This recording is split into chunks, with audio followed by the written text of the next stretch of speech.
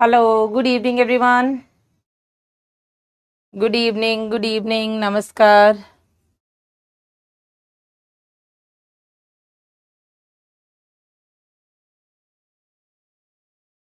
Good evening, beta. Hi, hi. Hello, good evening. कैसे हैं आप सभी? मैंने कहा था पिछले हफ्ते कि इतना इंतजार आपको इस हफ्ते करना पड़ा है, अगले हफ्ते नहीं करना पड़ेगा। यस, माय लव द बामी। तो फ्राइडे सैटरडे की क्लास हुई थी और आज फिर मैं टपक गई। चलिए, तो ऐसी चल रही है पढ़ाई? समझ में आ रहा है? पिछले 4 लेक्चर्स में बेटा हमने इंट्रोडक्शन और मेल रिप्रोडक्टिव सिस्टम खत्म किया है। ठीक है, आप कैसे हैं मैम? यार मेरा मत पूछो, मैं बहुत स्ट्रेस्ड हूँ अभी क्योंकि मेरे बच्चे बहुत स्ट्रेस्ड हैं। वो बच्चे जो इस साल 3 मई को, मतलब इस साल क्या यार, बस बस इसी संडे को जो पेपर में बैठने वाले हैं वो बहुत स्ट्रेस्ड है। And this is quite normal. इसमें कुछ भी ऐसा नहीं है जिसको मैं अब नॉर्मल बोलूँ कि नहीं काय का स्ट्रेस, पेपर ही तो देना है। हाँ, स्ट्रेस होता है। ठीक है, स्कूल का एक छोटे से टेस्ट के लिए भी हमारा बहुत स्ट्रेस होता है बेटा। ये तो फिर नेशनल लेवल का आपका एलिजिबिलिटी कम एंट्रेंस टेस्ट है ना? तो स्ट्रेस होता है। 2 साल की मेहनत को एक दिन के अंदर 3 घंटे में आपको दिखाने का मौका होता है, तो स्ट्रेस होता है और ये स्ट्रेस बिल्कुल नॉर्मल है। मैं इन बच्चों के लिए बेटा भी एक ये मैसेज डिलीवर करूंगी। मैं आपको भी बता दूं, रिसेंटली अभी कोटा में जो हादसा हुआ है चंद दिनों पहले, ये नहीं होना चाहिए था।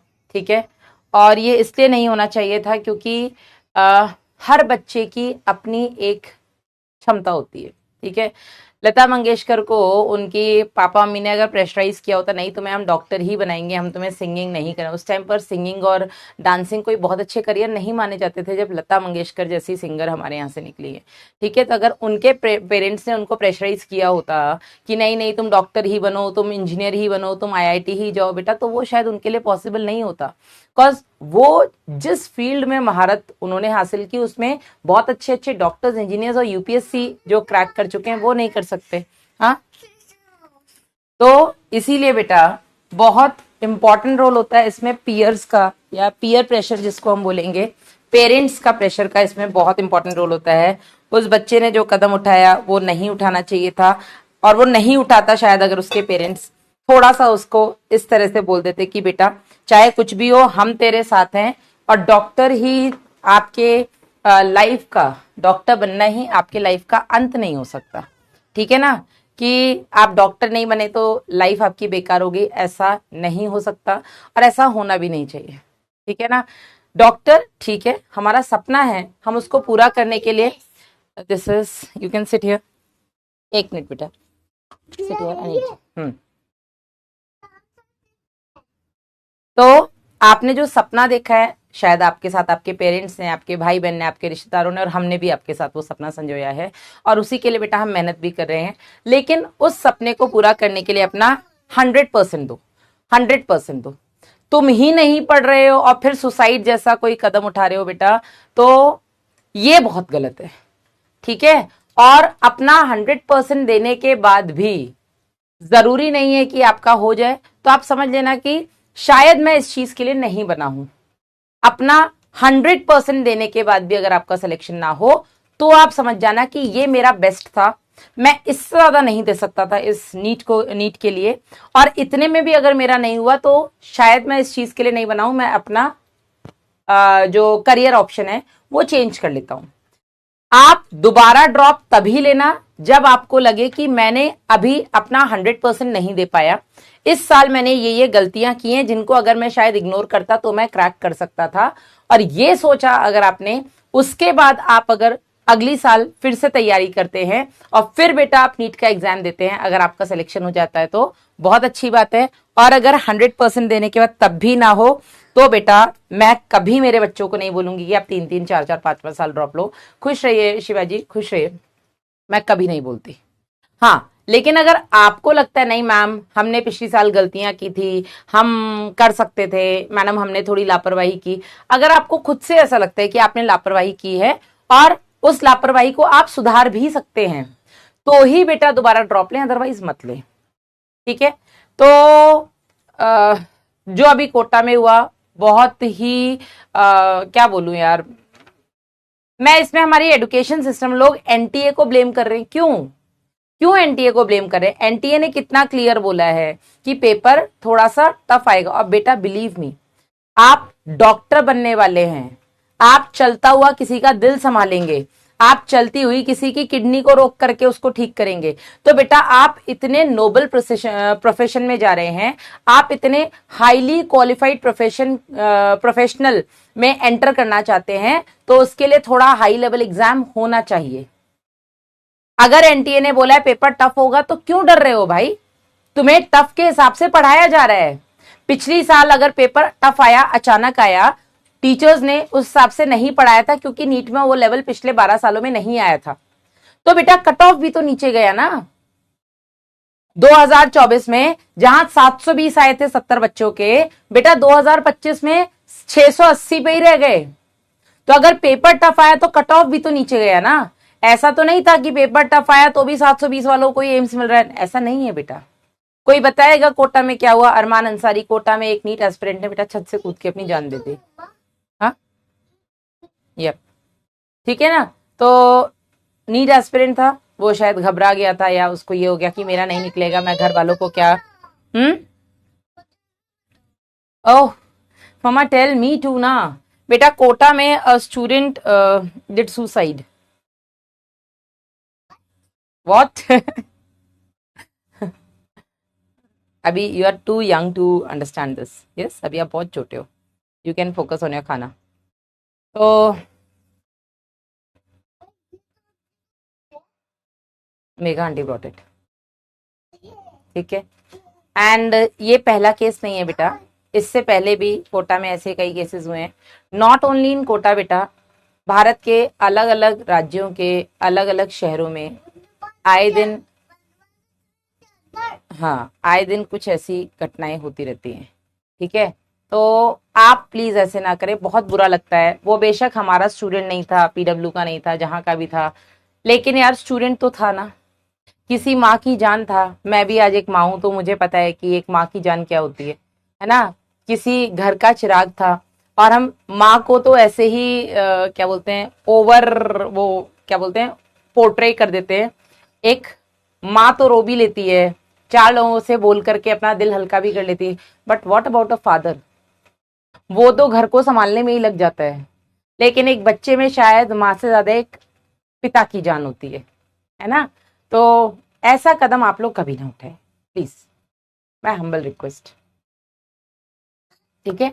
और कोई बात नहीं, आप इसको एक कॉम्पिटिटिव एग्जाम की तरह लें, अपना 100% दें, और हो जाए बहुत अच्छा, आपका, घर वालों का, हमारा सबका सपना पूरा हो रहा है, सब खुश होते हैं।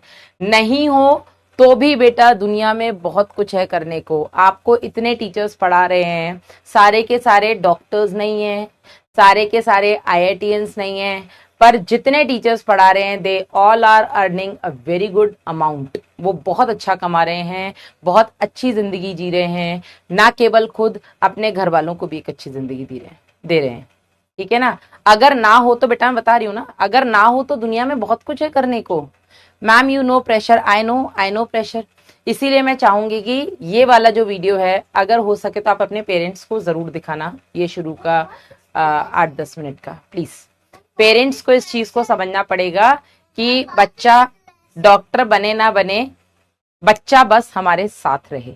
हमारे साथ मतलब हमेशा माँ का आंचल पकड़ के ना रहे, माँ की आंखों के सामने रहे, पिता के आंखों के सामने रहे, पिता की जिम्मेदारियों को बड़ा होके बांटे। यही तो चाहिए बेटा। बच्चा ही ना रहे, ऐसा प्रेशर किसी काम का नहीं है। ठीक है ना, किसी काम का नहीं है ऐसा प्रेशर कि बच्चा ही ना रहे। तो प्लीज पेरेंट्स, आपको इस चीज को समझना पड़ेगा कि आपके लिए बच्चे का डॉक्टर होना इंपॉर्टेंट है या सिर्फ बच्चा होना इंपॉर्टेंट है। ठीक है, तो आप लोग प्लीज अपने इस बच्चों की तैयारी के सफर में बच्चों का साथ दें, बच्चों के ऊपर ऑलरेडी सोसाइटी का बहुत प्रेशर है, उन बच्चों को भी अपनी इज्जत फील होती है यार, सबको दोस्तों को पता है कि मैं डॉक्टर बनना चाह रहा हूँ, है ना, मेरा नहीं हुआ तो लोग मेरा बहुत मजाक बनाएंगे, रिश्तेदार मेरा बहुत मजाक बनाएंगे। ऐसे में आप उनकी स्ट्रेंथ बन करके खड़े होइए। नहीं बेटा नहीं होगी। ऐसे में पेरेंट्स से मैं रिक्वेस्ट करूंगी कि आप अपने बच्चों की स्ट्रेंथ बन के खड़े होइए कि बेटा तेरा हो गया तो बहुत अच्छे, नहीं हुआ तो समाज की चिंता तू मत कर, इनको जवाब देने के लिए हम हैं। बस बच्चे का होना, कोई बात नहीं, बच्चे का होना जरूरी है। बच्चा डॉक्टर हो, इंजीनियर हो, कोई और अफसर हो, बैंक में हो, बच्चा हो, आंखों के सामने हो, बस। ठीक है, चलिए तो शुरू करते हैं बेटा। मानव जनन हमारा अध्याय चल रहा है जिसमें आज है लेक्चर नंबर 5, और आज की क्लास में बेटा हम बात करेंगे फीमेल रिप्रोडक्टिव सिस्टम की या स्त्री जनन तंत्र की। मैडम डाउट्स देखिए, मैडम इरेक्टाइल टिश्यू में नर्व्स भी होती हैं, बिल्कुल होती है नर्व्स बेटा, arteries, veins, lymphatic vessels, nerve सब कुछ होता है बेटा। टिश्यू है ना, टिश्यू में ब्लड सप्लाई होगी होगी। हाँ सॉरी यार, उसने हाथ में ला दिया मेरे को खा लिया मैंने, सॉरी। चलिए हेडिंग डालिएगा और सिट दे प्लीज, एसी से दूर रहो आप। You can have watermelon also, I kept it there in the bowl with a fork. हाँ जी, आपके पेरेंट्स ऐसी सोच रखते तो बहुत अच्छी बात है, नहीं रखते हैं तो उनको मेरा ये लेक्चर जरूर सुनाइएगा। आपके पेरेंट्स शायद नहीं समझ पाते कि हमारा बच्चा ऐसा भी कोई स्टेप ले सकता है, और आप लोग भी, मैं बता रही हूँ, पेरेंट्स को छोड़ो, आप भी कोई बात नहीं, पेरेंट्स के भी ताने मिलेंगे तो सुन लेना और कुछ करके दिखा देना। अल्टीमेटली पेरेंट्स को लगता है कि हमारा बच्चा बस अपने पैरों पर खड़ा हो, समाज में 4 लोग उसको पूछे। यार एक तो औलाद को इस रूम में बिठाने मेरे लिए बड़ी दिक्कत हो गई है। आई सेड अल्टीमेटली पेरेंट्स से जाते हैं हमारा बच्चा हमारे पैरों पे खड़ा हो, ही इज सेइंग मैं तो नहीं खड़ा होता, होते हो बेटा, आप भी तो चलते हो अपने पैरों पे। आप बस फ्लोट नहीं करते हो, अच्छा वो स्विमिंग में पहुंच गया कि मैं स्विमिंग में क्या करता हूँ। स्विमिंग में आप वॉक करते हो ना पूल में, फ्लोट करना भी सीख जाओगे। चलिए हाँ हाँ, बड़े होके हेडिंग डालिएगा। सॉरी, हाँ एग्जाम्पल देखो, आपके अलग पांडे सर। हम्म, बेटा हम भी हैं, हमने भी सपना देखा था एमबीबीएस करेंगे एम्स से, एफएमसी से, या किसी ऐसे अच्छे कॉलेज से, नहीं हुआ ना, बीडीएस किया, बीडीएस किया, ठीक है, और आज जहां है बहुत अच्छी जगह है हर तरह से। Sorry, okay, female, thank you baby, reproductive system, पानी पी लो यार। हाँ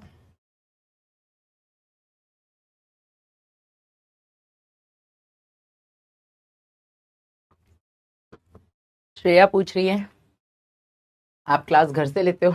यस बेटा। दूसरा, जो बच्चे बोल रहे हैं मैम डाउट्स देख लो, बेटा डाउट स्टार्टिंग में नहीं देखूंगी। हैप्पी बर्थडे, जिसका भी आज था मैं नाम नहीं देख पाई, बट यस हैप्पी बर्थडे। दूसरा बेटा ये कि डाउट्स मैं लास्ट में देखती हूँ, स्टार्टिंग में देखूंगी तो टाइम वेस्ट बहुत ज़्यादा हो जाता है, ठीक है। और आज वैसे भी स्टार्टिंग में हमने 10-12 मिनट ज्ञान देने में लगा दिए, बट बिलीव मी ये ज्ञान बहुत ज़रूरी है, शायद आप लोगों को अभी समझ में नहीं आता, हो सकता है आप में से 1000 बच्चे ऐसे हों जिनको इस ज्ञान की ज़रूरत नहीं थी, लेकिन बेटा मुझे तो अपने हर एक बच्चे की चिंता है।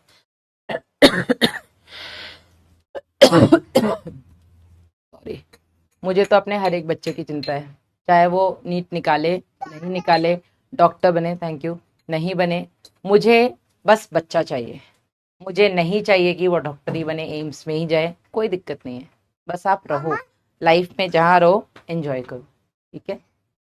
चलिए, स्त्री जनन तंत्र की अगर हम बात करें तो इसके अंदर भी हमने, थैंक यू, इसके अंदर भी बेटा हमने लास्ट क्लास में देखा था प्राथमिक जननांग होते हैं, द्वितीयक जननांग होते हैं। जो प्राथमिक जननांग होते हैं उसमें एक जोड़ी अंडाशय आते हैं, अ पेयर ऑफ ओवरीज, और जो द्वितीयक जननांग होते हैं बेटा उसमें हमने देखा था सहायक नलिकाएं आती हैं। सहायक नलिकाओं में फेलोपियन नलिका हो गई, जिसको हम अंडवाहिनी या डिम्बवाहिनी कहते हैं, ठीक है। उसमें आपका गर्भाशय हो गया जिसको हम स्टेरा वूम यूट्रस कह देते हैं। इसमें बेटा आपका ग्रीवा होती है, सर्विक्स, और इसमें होती है आपकी योनि यानी कि वेजाइना, ठीक है। फिर हमने देखा था कुछ सहायक ग्रंथियां भी होती हैं जो अभी एनसीईआरटी में नहीं दिया, लेकिन मैं आगे आपको पढ़ाऊंगी। फिर बेटा हमने देखा था कि इसमें होती हैं आपकी बाह्य जननेंद्रिय, एक्सटर्नल जेनेटेलिया। बाह्य जननेंद्रिय के अंदर आता है बेटा आपका मॉन्स प्यूबिस। मॉन्स प्यूबिस की हिंदी देखो मैं फिर भूल गई हूँ। हाँ, जगन शैल। इसमें आता है आपका लेबिया मेजोरा, लेबिया मेजोरा जिसको हम बृहद भगोष्ठ कहते हैं, लेबिया माइनोरा जिसको हम लघु भगोष्ठ कहते हैं, हाइमेन जिसको हम योनिच्छद कहते हैं, क्लाइटोरिस जिसको हम भक्षेप कहते हैं। ये पांचों बेटा आपके क्या है, एक्सटर्नल जेनेटेलिया, बाह्य जननेंद्रिय। इसके अलावा बेटा सहायक में या द्वितीयक जननांग में एक जोड़ी स्तन ग्रंथियां भी आती हैं, मामरी ग्लैंड्स भी आते हैं, ठीक है ना। यहाँ तक हम लोगों ने लास्ट क्लास में डिस्कस कर लिया था। अब बेटा मैम ये घटना कब हुई है, बेटा बता देंगे आपको सब कुछ, बस घटना क्या हुई कब हुई वो छोड़ो, आपको ऐसा कोई कदम नहीं लेना है। बस मेरे को इतना ही बेटा आप लोगों को ज्ञान देना था, क्योंकि शायद उस बच्चे को सही समय पे ज्ञान नहीं मिला, या शायद उसके आगे पीछे नहीं था कोई देखने वाला। आपके पीछे हम हैं, हम डायरेक्टली आपसे नहीं मिल सकते हैं अभी, लेकिन हम इतनी कोशिश करते हैं कि ऑनलाइन में ही हम इतना अच्छा कनेक्शन बिठा लें अपने बच्चों के साथ कि बच्चे हम जो बोलें उस चीज पर अमल करें, बस, ठीक है। उन्हें लगे कि हमारी मम्मी बोल रही है, हमारी मैम बोल रही है, एक ही बात है, ठीक है। मैम ने बोल दिया तो उससे भी आपको उतनी हिम्मत मिले जितना माँ के बोलने से होती है। एंड बिलीव मी बेटा, माँ भी आपकी समझेंगी, पिताजी समय के साथ समझ जाएंगे, पर माँ के लिए तुम हो, तुम ही होने चाहिए। पिता अकेले भी होने चाहिए, बस पिता बोलता नहीं है, ठीक है। वो दिल में रखेगा, थोड़ा मुंह पे गुस्से में बोलेगा, पर दिल में शायद माँ से ज्यादा पिता को तुम चाहिए, ठीक है ना। चलिए आज हम इसका चित्र बनाते हैं। Let's make a diagram.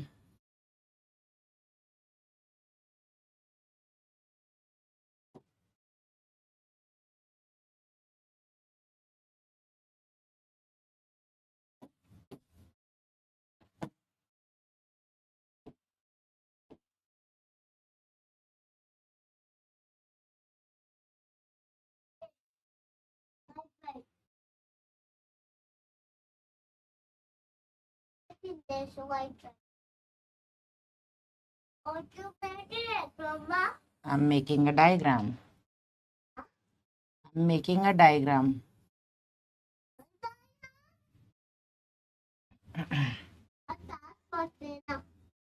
Why? मेरा मुंह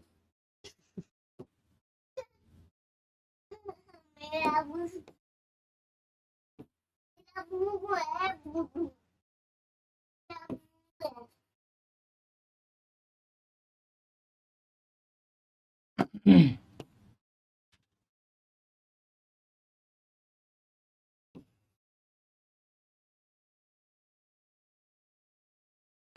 परेशान कर रहा था, मैं भी स्टाफ ही नहीं दिया।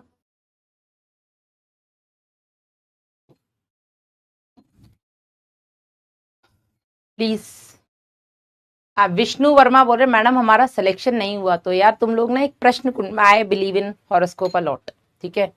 तो मैं एक ना प्रश्न कुंडली होती है जिसमें आप जो भी आपका कुंडली देख रहा है या हाथ देख रहा है कुछ भी ऐसा, तो आप उससे क्वेश्चन करते हैं मेरे साथ ऐसा होगा, कब होगा, क्या होगा। उसमें एक बात बोली जाती है कि कभी भी अगर आपको कुछ पूछना है तो हमेशा पॉजिटिव वे में पूछिए। आप ये पूछिए कि मैडम एमबीबीएस के अलावा और क्या क्या ऑप्शन है। आप ये मत मैडम अगर एमबीबीएस में हमारा नहीं हुआ तो हम क्या करेंगे, नहीं वर्ड आप कभी भी नहीं रखिए। अगर आपके दिमाग में किसी भी एक कोने में नहीं चल रहा है ना, तो वो नहीं ही होगा काम। इसीलिए हमेशा बी पॉजिटिव। मैं आपको पढ़ाने के साथ साथ कुछ जीने के ढंग भी बताती हूँ, और ये सिर्फ आपकी पढ़ाई से रिलेटेड नहीं है, हर उस चीज से रिलेटेड है जो आप अपनी लाइफ में मैनिफेस्ट करते हैं। मैनिफेस्ट मतलब जो आप चाहते हैं आपके साथ हो, ठीक है। आप हमेशा अच्छा सोचें कि मैं इतने अच्छे से पढ़ाई करूंगा कि नीट तो मेरे को बहुत इजी लगेगा, पेपर पेपर वाले दिन मैं बाहर निकलूंगा तो बहुत खुश होकर निकलूंगा, मेरा इतनी मेहनत कर लूंगा कि मेरे को ये कॉलेज तो मिल ही जाएगा, इतने नंबर तो आ ही जाएंगे। ये कभी मत बोलो कि अगर नहीं हुआ तो। प्लीज, अगर आपने अपने दिमाग में नहीं वर्ड, कैसे आप कितनी भी मेहनत करें नहीं के साथ बेटा नहीं होगा। लिख के ले लो, लैला लिख के ले लो। Always be positive, please please. होगा, कैसे होगा वो देखो। मैडम कैसे होगा, मैडम थोड़ा मुश्किल लग रहा है पर होगा कैसे, मैडम टफ है हमसे नहीं होगा, ये नहीं बोलना है। मैडम टफ है कैसे करें, मैडम और टफ लग रहा है मैडम अब कैसे करें, मैडम नींद पूरी नहीं हो रही है कैसे करें, कुछ भी हो रही है कंडीशन पर आगे एक ही चीज आगे, मैडम करें कैसे, मैडम करें क्या, ऑप्शंस ढूंढिए पॉजिटिव सेंस में। निगेटिव तो हो ही नहीं ना, होते हाँ। चलिए तो बेटा ये हो गया आपका अंडाशय, जिसे हम बोलते हैं, डायग्राम थोड़ा बड़ा रखिएगा जिससे कि चीजें क्लियर आप लेबल कर सके। ये हो गया बेटा आपका कीपक, सॉरी सॉरी, इसको हम बोलते हैं झल्लरी।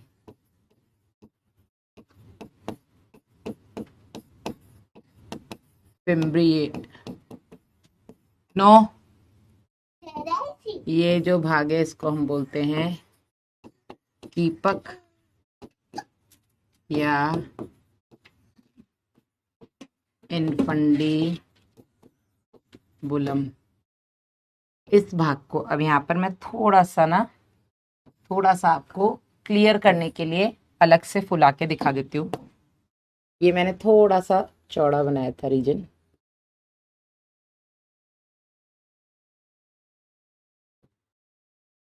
व्हाट आर यू डूइंग, ठीक है, इसको हम बोलते हैं, यस कोई बात नहीं, तुम्बिका या एम्पुला, और इस भाग को हम बोलते हैं संकीर्णक या isthmus। इसमें ये जो चार पार्ट है, isthmus, एम्पुला, इनफंडिबुलम और फिब्रिल, ये बेटा आपके फेलोपियन नलिका के भाग है, यानी कि अंडवाहिनी या डिंबवाहिनी, ओविडक्ट, जो भी आप ऐसे बोलना चाहें, ठीक है ना।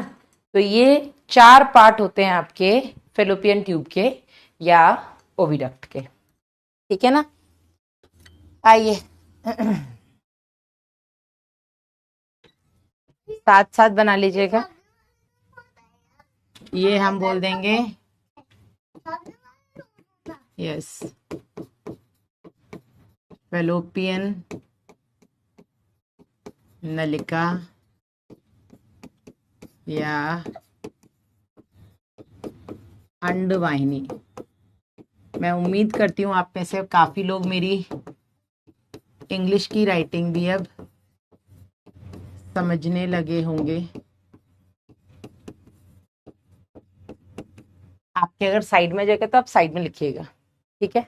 चलिए आगे बेटा ये जो पूरा भाग है,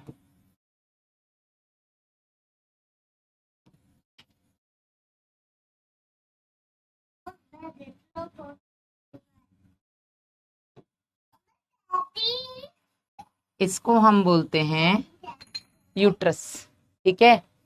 इंग्लिश समझ में नहीं आ रही कोई बात नहीं, हिंदी हिंदी समझ लो, पर कोशिश करो इंग्लिश भी लिखो आप, ठीक है ना।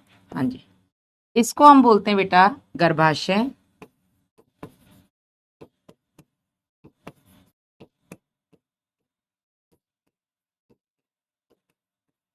यूटेरस या वूम या हिस्टेरा।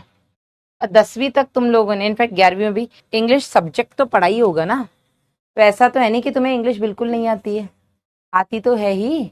हाँ एम्पुला बिल्कुल वही भाग है बेटा जहां पर निषेचन होता है आदिति, डन। चलिए अब ये वाला जो भाग है गर्भाशय का नीचे वाला, ठीक है, इसको हम बोलते हैं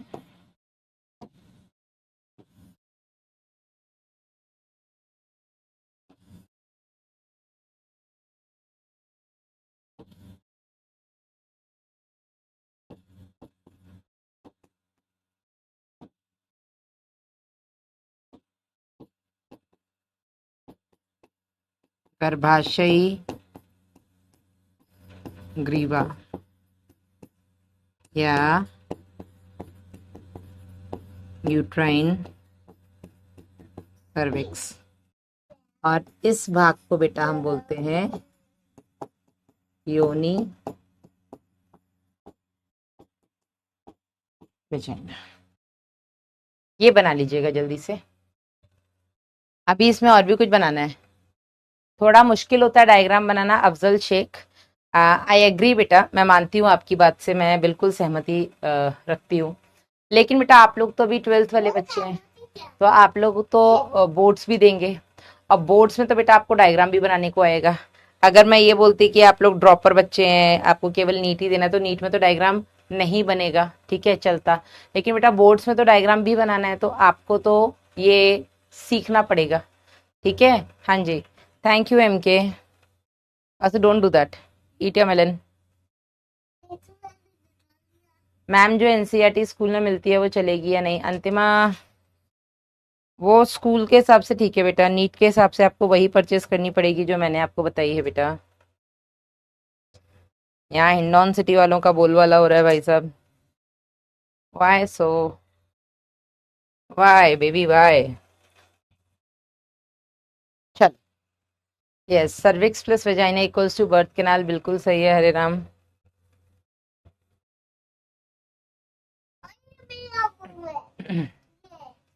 आगे यहाँ पर बेटा ये जो ओवरी है, जो अंडाशय है, ये अपनी जगह पे टिकी कैसे रहती है? जैसे हमने देखा था कि जो टेस्टीज होते हैं वृषण, वो अपनी जगह पे कैसे रहते हैं? गुबर्नाकुलम की मदद से, ठीक है, यस, याद आ रहा है। इसी तरीके से बेटा जो ओवरीज हैं ये अपनी जगह पे बनी रहती हैं कुछ लिगामेंट्स की हेल्प से, और इन लिगामेंट्स को बेटा हम बोलते हैं ओवेरियन और सस्पेंसरी लिगामेंट्स,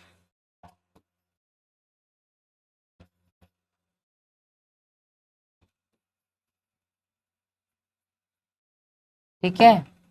इसको हम बोल देते हैं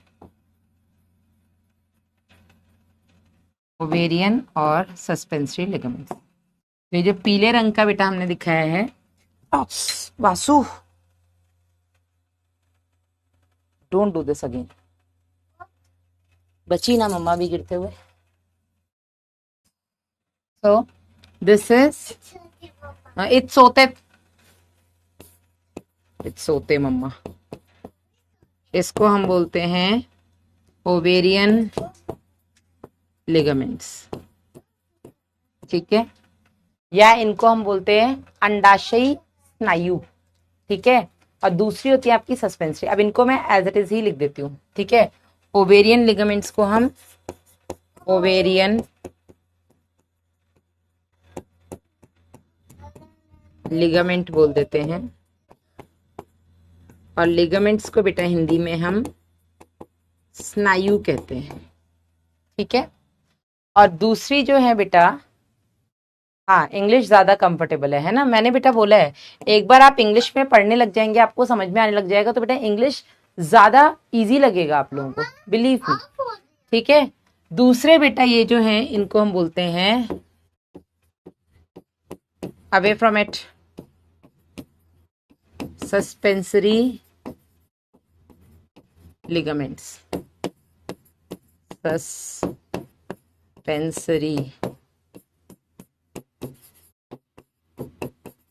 लिगामेंट या स्नायु, ये लिख लीजिए। हम एक एक करके इन सबके बारे में अलग से पढ़ेंगे। आप ड्रॉपर हैं दीपा कुमारी, तो फिर बेटा आप इस बैच में क्यों हैं? Thank you Salman. आप ड्रॉपर हैं तो बेटा इस बैच में क्यों हैं? ड्रॉपर के लिए तो हमारे यकीन का बैच अलग आता है ना।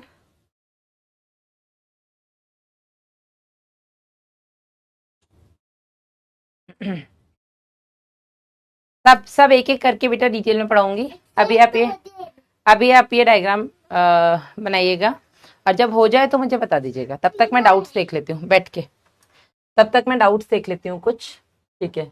स्नायु क्या होता है बेटा? रौनक क्लास 11th में टिश्यूज में हमने पढ़ा था एक सघन संयोजी ऊतक दो प्रकार के होते हैं, ठीक है।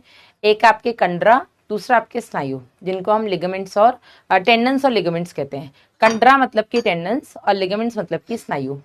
तो इन जनरल जो स्नायु होते हैं वो क्या करते हैं, आपके अस्थि को अस्थि से जोड़ने का काम करते हैं, ठीक है। आपकी बॉडी के अंदर जो 206 हड्डियां हैं, इनमें गले में एक हड्डी होती है हायोइड, गले में भी नहीं, आपके ऊपर ही होती है। इस हायोइड को छोड़ करके बाकी सारी बोन्स आपस में जुड़ी हुई हैं, ठीक है। तो ये जो दो बोन्स आपस में जुड़ती हैं बेटा, उनको जोड़ने का काम कौन करता है, आपका स्नायु या लिगामेंट। और कंडरा बेटा अस्थि और पेशियों को आपस में जोड़ने का काम करती हैं। ये हमने क्लास 11th में पढ़ा है, ठीक है। आप लोग भी पढ़ लेंगे आगे। दिख नहीं रहा है, इधर कर लूं क्या इसको मैं, इधर कर लेते हैं। अब आप लिख लीजिएगा। मैम आपने बोला कि सभी को प्लस बैच मिल जाएगा, पर मेरे को नहीं मिल रहा है, और मैंने सपोर्ट टीम को बोला है तो वो बोल रहे हैं कि इन्फिनिटी वालों को मिलेगा, पर आपने तो बोला कि 3499 में सभी को मिलेगा। मैंने आप पर ट्रस्ट करके ये बैच खरीदा था, पर ये तो और पैसे मांग रहे हैं और मेरे पास अब पैसे नहीं है। मैंने 5000 की MP board plus Lakshmi Hindi की बेस खरीदी, ओनली बैच इन्फिनिटी नहीं मेरे पास। घर वाले तो सपोर्ट करते ही नहीं है, बड़ी मुश्किल से। निशा चौहान, बहुत बड़ी बात आपने बोली है। No you drink. यार मुझे तुम लोग सपोर्ट कर, मतलब मुझ पे तुम लोग भरोसा कर रहे हो, थैंक यू सो मच। करना भी चाहिए, क्योंकि हम आपके लिए कुछ भी गलत तो बोलते नहीं है बेटा। हम कोशिश यही करते हैं कि आपको बेस्ट से बेस्ट दे सकें। Just wait.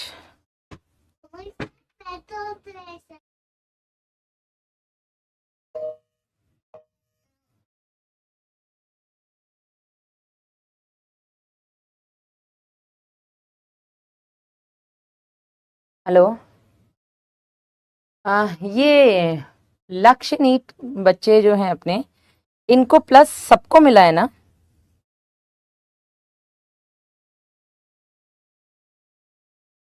ये बच्चे बोल रहे हैं कि मैम इन्फिनिटी वालों को मिला है, ऐसा तो नहीं था शायद। अभी कंफर्म करो, मैं क्लास में ही हूँ, कुछ बच्चे लिख रहे हैं इसलिए, क्योंकि जहां तक मुझे याद है प्लस तो सबको मिलेगा रेगुलर में भी। प्लीज। हाँ निशा, मैं आपका ये डाउट अभी के अभी सॉल्व करने की कोशिश कर रही हूँ, तब तक हम आगे बढ़ लें प्लीज निशा। लक्ष्य प्लस सिर्फ इन्फिनिटी वालों को मिलेगा या रेगुलर को भी? दिव्यांश, अभी बेटा मैंने फोन किया है, अभी इसको हम क्लियर कर लेते हैं। अंडाशय फेलोपियन ट्यूब से कैसे जुड़ेगा, अभी बताएंगे मैम। 3D में मैम यूट्रस में कितने लेयर होते हैं, बताएंगे अभी। 3 लेयर। फिम्ब्रिय क्या है, BDS क्या होता है मैम, कीपक क्या है मैम, गर्भाशय। कितने मतलब सियाने बनते हो तुम लोग, नहीं? अभी मैंने पढ़ाना शुरू किया है यार, मैंने तुमसे 100 बार बोला है कि अगर मैं पूरा टॉपिक खत्म कर दूं, अब मैं फिर बोलूं कि बस इतना ही मैं बता सकती थी। अब तुम लोगों को उसमें कुछ नहीं समझ में आया तो आप लोग मुझसे पूछे, समझ में आता है। लेकिन अभी तो मैंने टॉपिक को शुरू किया है, मैं पहली पहली बार नाम लिख रही हूं, एंड मेरे बच्चे हैं तो उन्हें पता है कि अगर मैम ने नाम लिखा है तो मैम इस नाम को इलाबोरेट करेंगी। तो can you guys please just wait for some time. आप थोड़ी देर के लिए इंतजार कर सकते हैं कि मैं ये टॉपिक खत्म कर दूं, चाहे वो आज हो खत्म या कल के लेक्चर में मिला करके हो। इतना इंतजार तो कर लो भाई, कि मैडम को एक बार टॉपिक अपनी तरफ से तो कर, मैडम बोल तो दे कि बस मुझे इतना ही आता था, फिर आप लोग कुछ पूछोगे मैडम ये आपने नहीं बताया, ये बता दो, समझ में आता है। हाँ जी मुदित, चलिए आगे बढ़ते हैं। तो ये था बेटा आपका डायग्राम। अब एक एक करके हम इनके बारे में डिटेल में पढ़ेंगे। सबसे पहले हेडिंग डालिएगा बेटा अंडाशय या ओवरी, जो कि प्राथमिक लैंगिक अंग है या प्राइमरी सेक्स ऑर्गन है। ओवरी की अगर हम बात करें बेटा, तो ये बादाम के शेप का होता है। कैसा होता है? बादाम तो सबने देखा है, खाते भी होंगे, ठीक है। सो ओवरीज जो होती हैं वो आमंड शेप्ड होती हैं। देखो मुझे तो प्लस मिला है बेटा, प्लस जहां तक मुझे पता है निशा, आपके रेगुलर बैच में ही आपको प्लस मिलेगा, जहां तक मुझे पता है, क्योंकि इसके लॉन्च में मैं गई थी और मुझे तो यही याद है। बाकी फिर भी मैं एक बार कंफर्म कर रही हूँ, बैच में जाओ वहां मिलेगा प्लस। यस श्याम सुंदर। चलिए, तो ओवरी क्या होती है बेटा, ये क्या बोलेंगे, मादा में प्राथमिक लैंगिक अंग, ठीक है।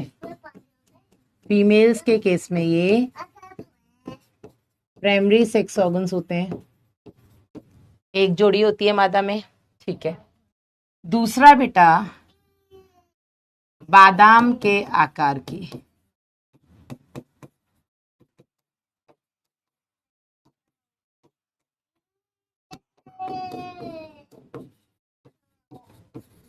आमंड शेप्ड, 2 से 3 सेंटीमीटर इनकी लंबाई होती है, ठीक है। हाँ, काफियों को मिला है, मतलब ऐसा ही है, ठीक है। मुझे भी जहां तक था यही क्लियर था। ओवरीज जो होती है बेटा, ये स्नायु द्वारा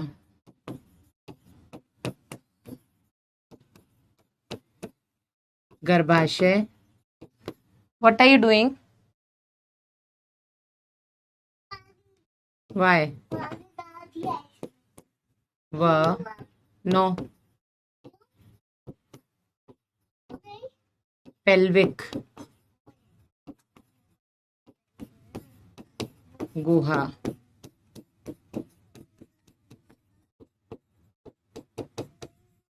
पेल्विक कैविटी से जुड़ी होती,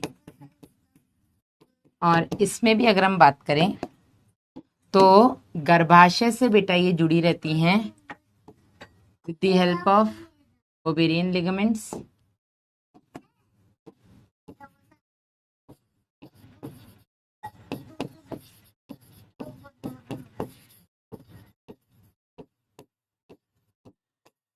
और पेल्विक गुहा से बेटा ये जुड़ी रहती हैं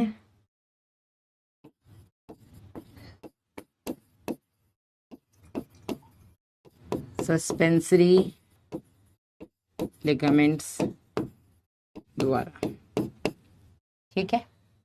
इसके अलावा बेटा ONGP स्कॉलरशिप, क्या मैं समझी नहीं बेटा। इसके अलावा बेटा इनके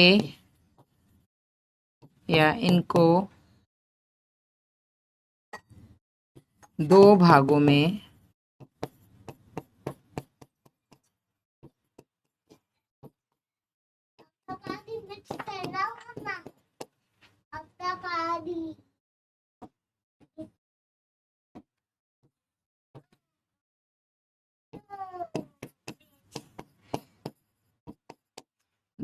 विभाजित होती हैं।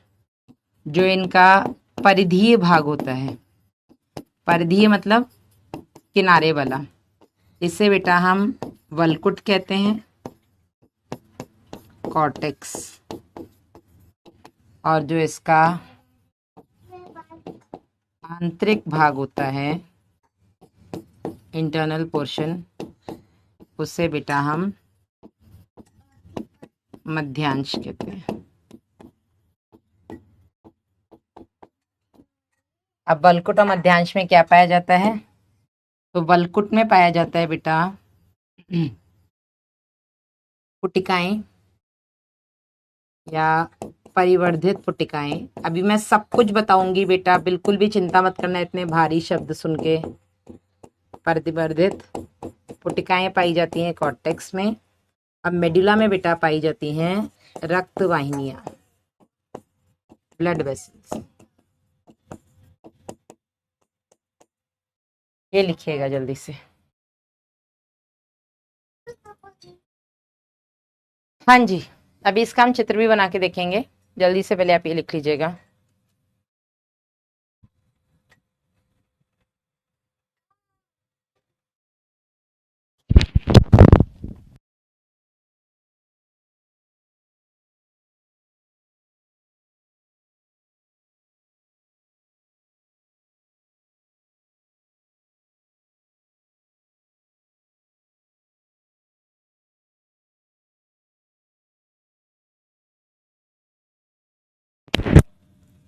हाँ जी, पेल्विक गुहा क्या होती है अभी बताएंगे बेटा, आप लिखिए पहले।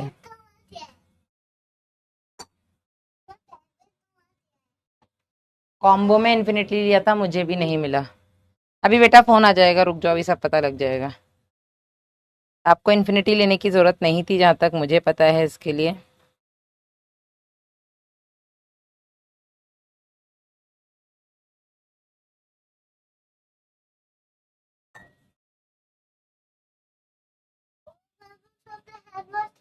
I'm calling Monster now. No, wait.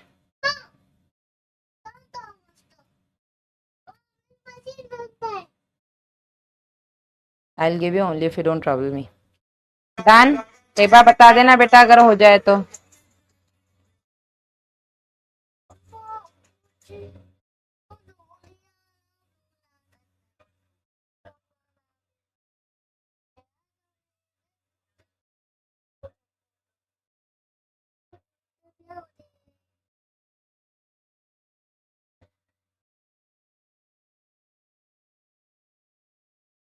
Done. चलो आप ओवरी का जरा स्ट्रक्चर बना लीजिए। इस तरीके से होती है।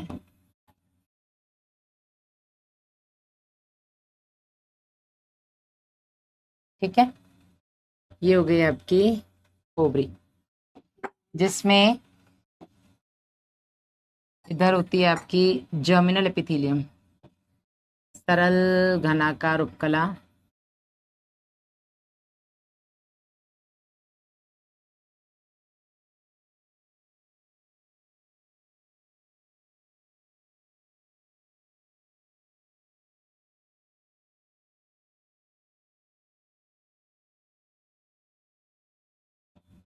ठीक है, इसको हम बोल देते हैं जर्मिनल एपिथेलियम या जनन उपकला। क्या बोलते हैं इसको हम? जनन उपकला या जर्मिनल एपिथेलियम। ठीक है, सरल घनाकार उपकला होती है। मेरी क्लास 6 बजे थी, लेकिन बेटा एक लॉन्च है 7 बजे अर्जुना का, सॉरी ओरिएंटेशन है, इसकी वजह से क्लास को 4 बजे किया गया। ये होती है बेटा आपकी सरल घनाकार उपकला, क्लास 11th में पढ़ाया गया है टिश्यूज में। इसे हम बोलेंगे सिंपल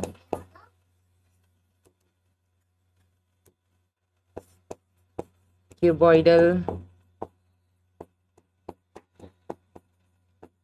एपिथेलियम। ठीक है, ये हो गई आपकी सरल घनाकार उपकला। आज की क्लास में मैं लास्ट में आपको ये भी बताऊंगी कि 11th का रिवीजन कैसे स्टार्ट करना है। ठीक है, तो अभी यहाँ पे लिखिएगा, ये घनाकार उपकला होती है, सरल घनाकार उपकला, जो कि जनन उपकला बनाती है जर्मिनल एपिथेलियम। जनन उपकला बेटा वो उपकला होती है जिससे आपकी जनन कोशिकाएं यानी कि आपकी जर्म कोशिकाएं बनती है, युग्मक बनते हैं। जैसे हमने देखा था उधर आपकी जो जर्म कोशिकाएं थी, उन जर्म कोशिकाओं से शुक्राणु बनते हैं। यहाँ पर ये जो जर्म कोशिकाएं होती हैं बेटा, इनसे अंडाणु बनते हैं। ठीक है, चलिए अब ये जो बेटा ओवरी है, इसको हमने 2 भागों में विभाजित कर दिया है। एक आपका बाहरी भाग, जो बाहरी भाग है इसी को बेटा हम परिधीय भाग बोलते हैं। परिधीय मतलब पेरीफेरी वाला, बाहर वाला। ठीक है, ये भाग हो गया आपका परिधीय या पेरीफेरी। पेरीफेरी मतलब किनारे वाला। ठीक है, और इसको हम बोल देते हैं वलकुट या कॉर्टेक्स। ठीक है, और जो बीच वाला भाग होता है बेटा, इसको हम आंतरिक भाग या केंद्रीय भाग बोल देते हैं, इंटरनल या इनर पार्ट, और इसे हम बोल देते हैं मध्यांश या मेड्यूला। ठीक है, चलिए अब ये जो भाग है बेटा, इसको हम बोलते हैं हाइलम। इस भाग को हम क्या बोलते हैं? इसको हम बोलते हैं हाइलम। हमने क्या बोला कि जो इसका बाहर वाला भाग है, यहाँ पर परिवर्धित पुटिकाएं देखने को मिलती हैं, मतलब डेवलपिंग फॉलिकल्स, जो अभी मैं आगे बताऊंगी। जो बीच वाला भाग है यहाँ पर आपको ब्लड वेसल्स दिखेंगी, ठीक है। तो जो बीच वाला भाग है बेटा, यहाँ पर आपको ये ब्लड वेसल्स देखने को मिलती हैं, रक्त वाहिनियां देखने को मिलती हैं, ठीक है। इस बीच वाले भाग में आपको रक्त वाहिनियां देखने को मिलती हैं, ठीक है। आर्टरीज हो गई, वेन्स हो गई। हाँ, मध्यांश को इंग्लिश में मैट्रिक्स बोलते नहीं बेटा, मध्यांश को मेडुला बोलते हैं। मैट्रिक्स हम बोलते हैं उसे, रुको, मैट्रिक्स हम बोलते हैं, मैट्रिक्स को तो मैट्रिक्स ही बोलते हैं, आधारी पदार्थ को मैट्रिक्स बोल देते हैं, ठीक है।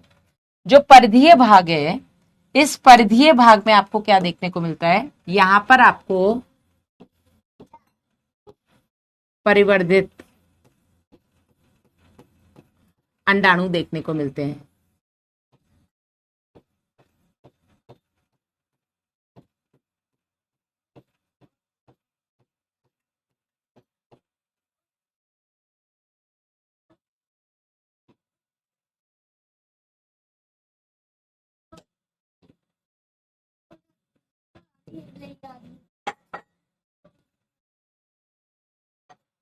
ठीक है,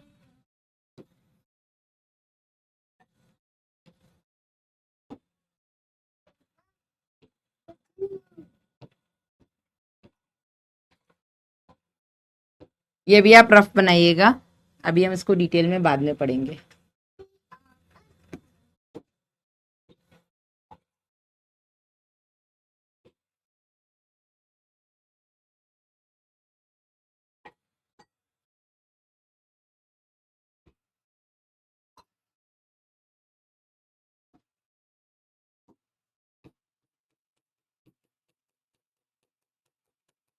इस तरीके से यहाँ पर डेवलपिंग फॉलिकल्स देखने को मिलते हैं, और जब ये फॉलिकल फटते हैं, ठीक है, जब ये फॉलिकल फटते हैं तो इसमें से एक संरचना बाहर निकलती है, और इसको हम बोलते हैं द्वितीयक अंडक या सेकेंडरी oocyte। और इस प्रक्रिया को बेटा, जिसमें द्वितीय कंडक बाहर निकल रहा है, इस प्रक्रिया को हम बोलते हैं अंडोत्सर्ग या ओव्यूलेशन, ठीक है। इस प्रक्रिया को हम क्या बोलते हैं, अंडोत्सर्ग या ओव्यूलेशन, ठीक है। इसके बाद बेटा यहाँ पर एक संरचना बचती है,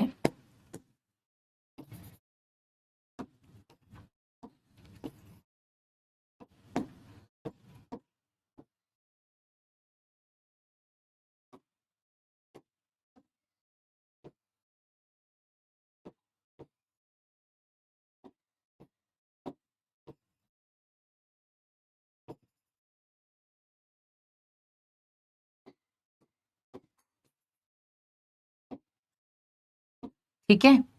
तो परिधीय भाग में आपको, हाँ, डायग्राम जितना क्लियर हो सकता है, जितना बड़ा बना सकते हो उतना बड़ा बनाओ, आपके लिए अच्छा रहता है, आपको समझने में आता है। तो परिधीय भाग में, ठीक है, आपको पेरीफेरी में क्या देखने को मिलता है, आपको पेरीफेरी में देखने को मिलता है बेटा परिवर्धित हो रहे अंडाणु या परिवर्धित पुटिकाएं। परिधीय भाग में हमको देखने को मिलती हैं परिवर्धित हो रही पुटिकाएं, इन्हें हम बोलते हैं डेवलपिंग फॉलिकल्स, ठीक है। और सेंटर में आपको क्या देखने को मिलता है, इसमें आपको देखने को मिल रही हैं रक्त वाहिनियां, है ना, आर्टरीज और वेन्स, ठीक है। और इसी ओवरी में ये जब पुटिकाएं फटती हैं तो जो संरचना बाहर निकलती है, इसको हम बोलते हैं द्वितीय कंडक, सेकेंडरी oocyte, और इस प्रक्रिया को हम अंडोत्सर्ग कहते हैं। हो सकता है आप में से कुछ ने ये बात सुनी हो क्लास 10th में जब आपने रिप्रोडक्शन पढ़ा हो, क्योंकि क्लास 10th में भी बोर्ड्स में एक बहुत इंपॉर्टेंट क्वेश्चन होता था कि ओव्यूलेशन क्या होता है। और अगर आप लोगों ने ये नहीं सुना है, नहीं पढ़ा है 10th में, तो भी कोई दिक्कत नहीं है, आप इसको बिल्कुल भूल जाइए। आगे जब बेटा हम मेंस्ट्रुअल साइकिल पढ़ेंगे तब मैं आपको इसके बारे में डिटेल में पढ़ा दूंगी। क्लियर है या नहीं?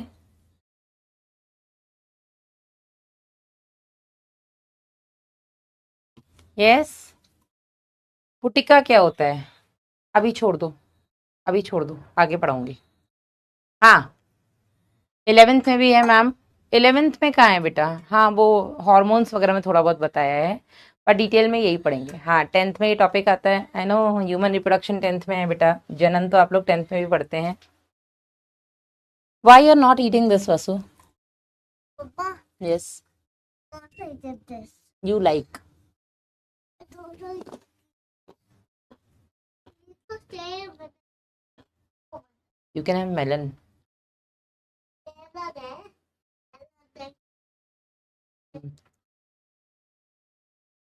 मैम एक बार मेरी भी सुन लो प्लीज। सुनाओ बेटा, अपनी भी सुना दो। देखो अभी हमने क्या पढ़ा, ओवरी के बारे में, ठीक है। हमने लास्ट क्लास में एक फ्लो चार्ट बनाया था खत्म करने से पहले क्लास को, जिसमें हमने देखा था कि मादा में एक प्राथमिक जननांग होता है जिसमें एक जोड़ी अंडाशय आते हैं, ठीक है।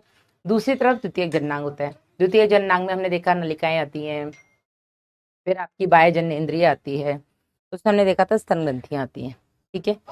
अब जो प्राथमिक जननांग है जिसे हम अंडाशय कहते हैं, एक जोड़ी अंडाशय पाए जाते हैं फीमेल्स में, ठीक है। प्राइमरी सेक्स ऑर्गन है। प्राइमरी सेक्स ऑर्गन क्यों है बेटा?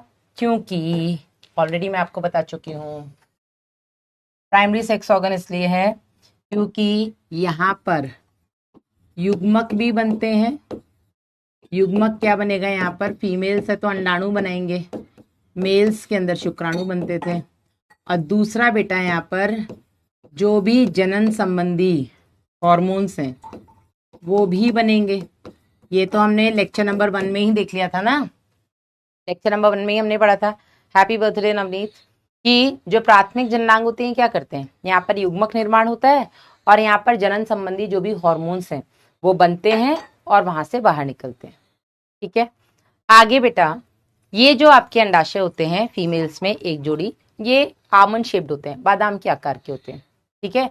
और इनकी लंबाई 2 से 3 सेंटीमीटर होती है। फिर अंडाशय अपनी जगह पे पाए जाते हैं कैसे, ठीक है। अब पेल्विक गुहा क्या होती है जरा उस पर हम बात कर लेते हैं। तो देखो ये एक इंसान बनाते हैं अपन, ठीक है, समझाने के लिए है।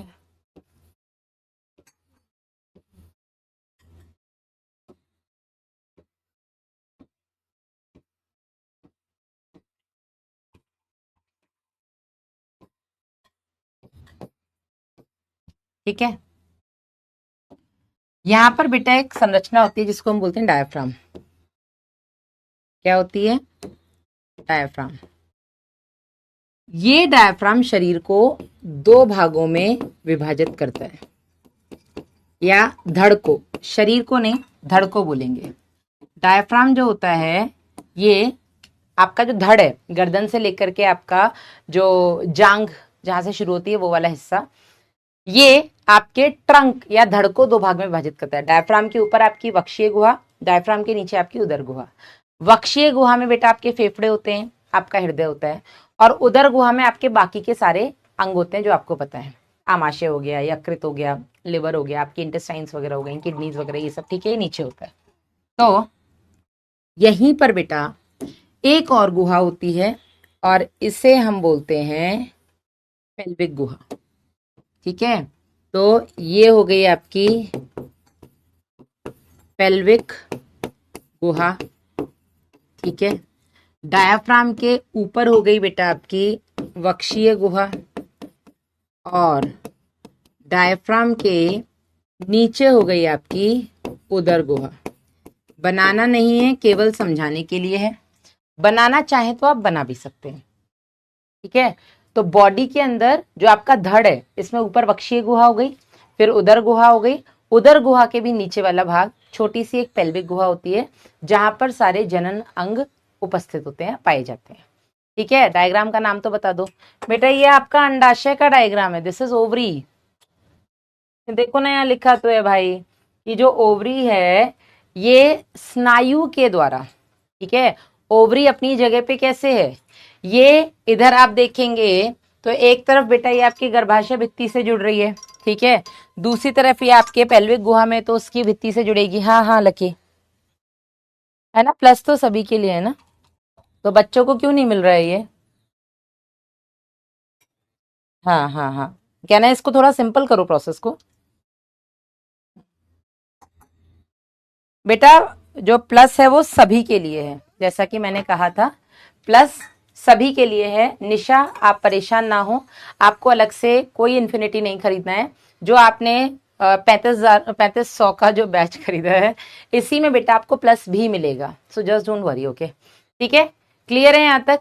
तो मैंने क्या बोला, ये जो ओवरीज हैं ये अपनी जगह पर किसकी वजह से जुड़ी हुई है, अपनी जगह पर किसके कारण टिकी हुई हैं, तो इनको बेटा स्नायु जोड़ते हैं, लिगामेंट्स, ठीक है। लिगामेंट्स एक तरीके के कनेक्टिव टिश्यू हैं, संयोजी ऊतक है। अब संयोजी ऊतक का नाम ही संयोजी इसलिए क्योंकि ये बॉडी के अंदर ऑर्गन्स को आपस में जोड़ने का काम करते हैं, ठीक है। तो यहाँ पर बेटा जो संयोजी ऊतक है उसको हमने, संयोजी ऊतक का ही एक प्रकार है लिगामेंट्स। अभी आप बस इतना मान के चलिए, जो लिगामेंट्स हैं ये लिगामेंट्स ओवरी को उसकी जगह पर बनाए रखते हैं। कैसे? तो एक तरफ बेटा ओवरी आपकी इस गर्भाशय की भित्ति से जुड़ी हुई है, ठीक है, तो ओवरी गर्भाशय की भित्ति से जिस लिगामेंट की मदद से जुड़ी है उसको हम ओवेरियन लिगामेंट्स कहते हैं। क्या कहते हैं उसको? हम ओवेरियन लिगामेंट्स कहते हैं। क्लियर है? हाँ जी, ओवरी, गर्भाशय, ये गर्भाशय है, गर्भाशय, अभी मैं इसका 3D भी दिखा दूंगी, गर्भाशय की भित्ति से जुड़ी है ओवेरियन लिगामेंट्स की मदद से। और ये पूरा का पूरा सिस्टम जो है आपका रिप्रोडक्टिव सिस्टम, ये आपके पेल्विक गुहा में है ना, तो पेल्विक गुहा की भी तो एक भित्ति होगी ना, बॉडी के अंदर एक कैविटी है, उस कैविटी की भी तो वॉल है ना, उस पेल्विक गुहा की भित्ति से भी बेटा ये जुड़ी हुई है सस्पेंसरी लिगामेंट्स की मदद से, ठीक है। चलिए आइए जरा अब इसका 3D निकालते हैं।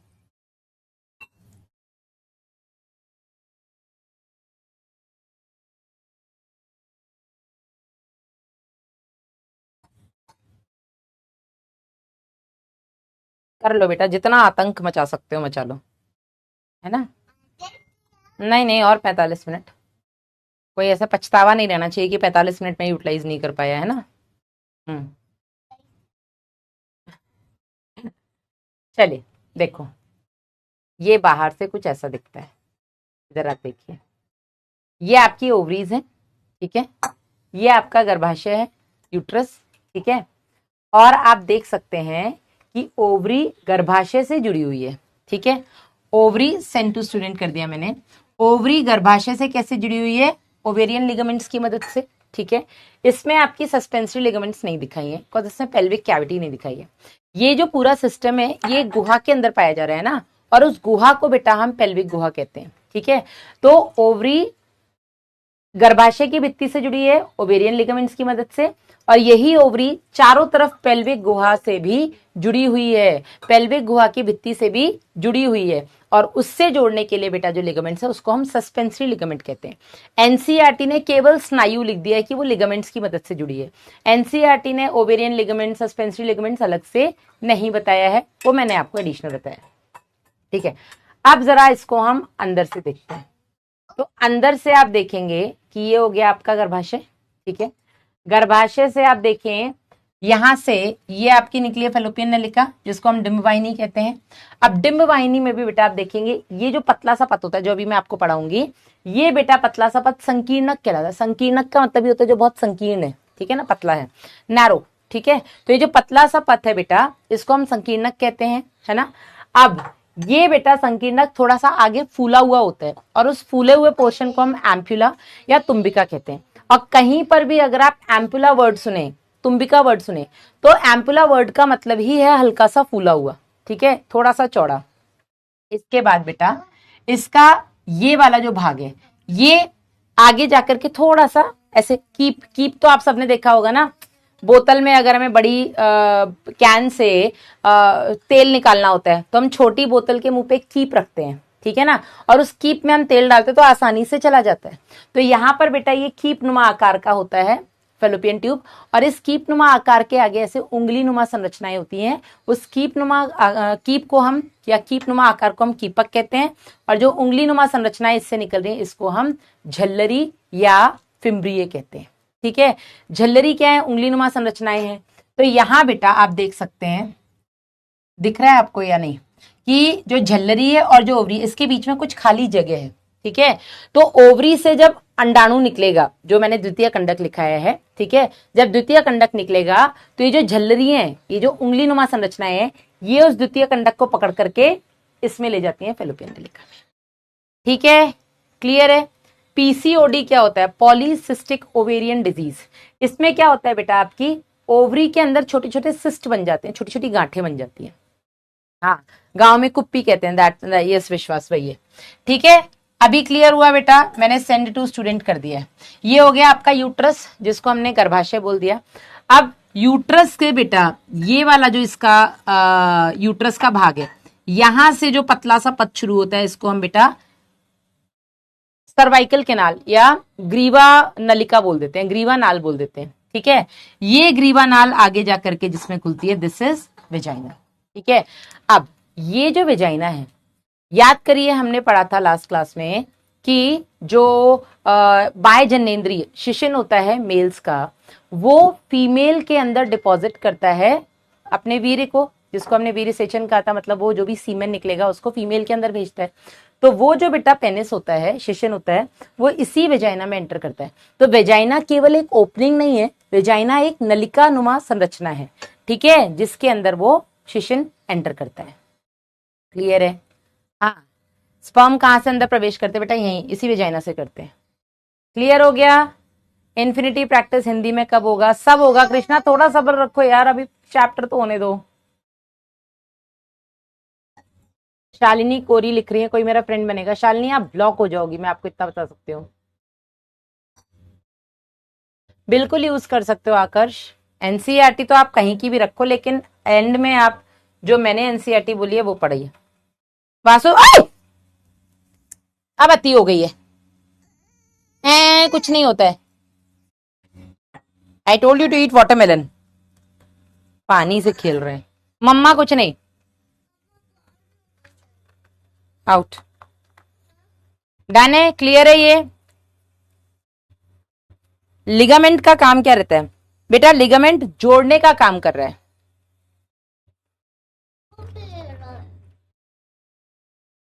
डन।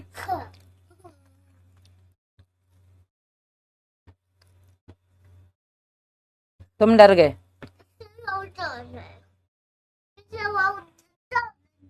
ये औलाद सामने बैठी, ये नहीं डर रही है, तुम लोग डर रहे हो वहां से हैं। ये भी डर जाए थोड़ा तो भला हो जाए मेरा।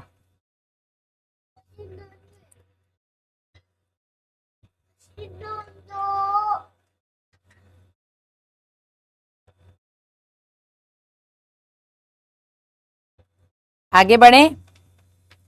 तो ये सबको क्लियर हो गया बेटा। मशीन गन मिलेगी बेटा जब मेरी क्लास हो जाएगी उसके बाद, और अगर तुमने शांति से वाटरमेलन फिनिश किया तब। So first finish your watermelon, then I can give you your gun. Out. Vasu AC चल रहा है ना, you have to close the door, room ही ठंडा नहीं होगा। चलिए, अंडाशय हो गया, ओवरी डन। अब हम बात करते हैं आगे। अब हम द्वितीयक जननांग पे आते हैं। डाउट्स बाद में देख लूं, मर तो नहीं जाएंगे तब तक, सांसें चलती रहेंगी ना, कि नहीं मैम डाउट नहीं देखोगे तो सांसें रुक जाएंगी। हाँ, ऐसा कुछ नहीं हो रहा ना कि रुक रही है बिल्कुल सांस, मतलब डाउट देख लो मैडम हम मर ही जाएंगे बिल्कुल आखिरी सांस, ऐसा तो नहीं हो रहा है ना। डाउट्स पढ़ो कम, डाउट ज्यादा। जब पढ़ोगे नहीं तो डाउट्स ही आते रहेंगे, शांति से पढ़ोगे तो कोई डाउट नहीं आएगा। मरे ही जा रहे हैं कतई। चलो, अरे यार अब हम बात करते हैं, कतई is not a bad word, द्वितीयक जननांग की। जननांग, और इसमें सबसे पहले हम बात करेंगे आपकी सहायक नलिकाओं की। हाँ सच में मतलब अति मचा दिए बिल्कुल।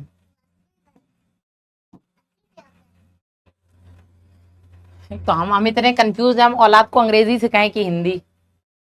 हमें यहाँ अति क्या होता है मम्मा? और क्या पूछा था अभी? हाँ क्या? कतई, कतई इज अ बैड वर्ड मम्मा। कतई क्या होता है मम्मा? कतई is a bad word. AK-47 ही है उसके पास, मशीन गन तो उसने तोड़ ताड़ के बराबर कर दी। You got AK-47 yesterday, right? हाँ, उसके लिए मेहनत करो, बहुत बड़ी मशीन गन चाहिए तो। द्वितीयक जननांग की अगर हम बात करें बेटा, तो सबसे पहले आती है इसमें सहायक नलिकाएं या एसेसरी डक्ट्स।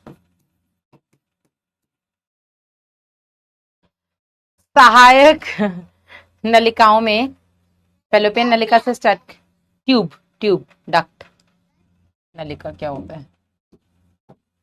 तो सबसे पहले हम बात करते हैं इसमें फैलोपियन डक्ट की।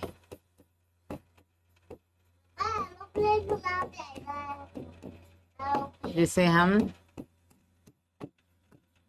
अंडवाहिनी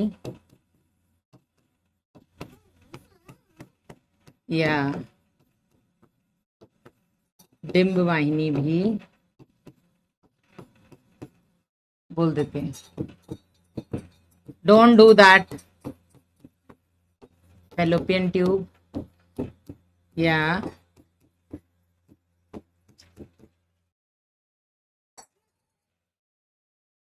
वासुदेव, आप जिंदा क्यों हैं बेटा? हम्म, वो पानी पे आ दिया। यस, नोट करो भाई।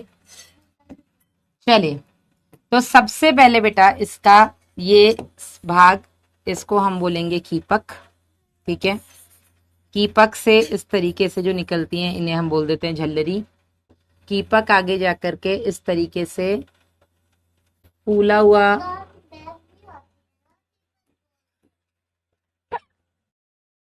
आई लव द वे वो पीछे पीछे कमेंट्री कर रहे हैं। आई एम सेइंग कीपक, इसकी प्री नर्सरी में मैम थी, उनका नाम दीपा था। आई एम सेइंग कीपक and he is like Deepa तो मैम भी होती है।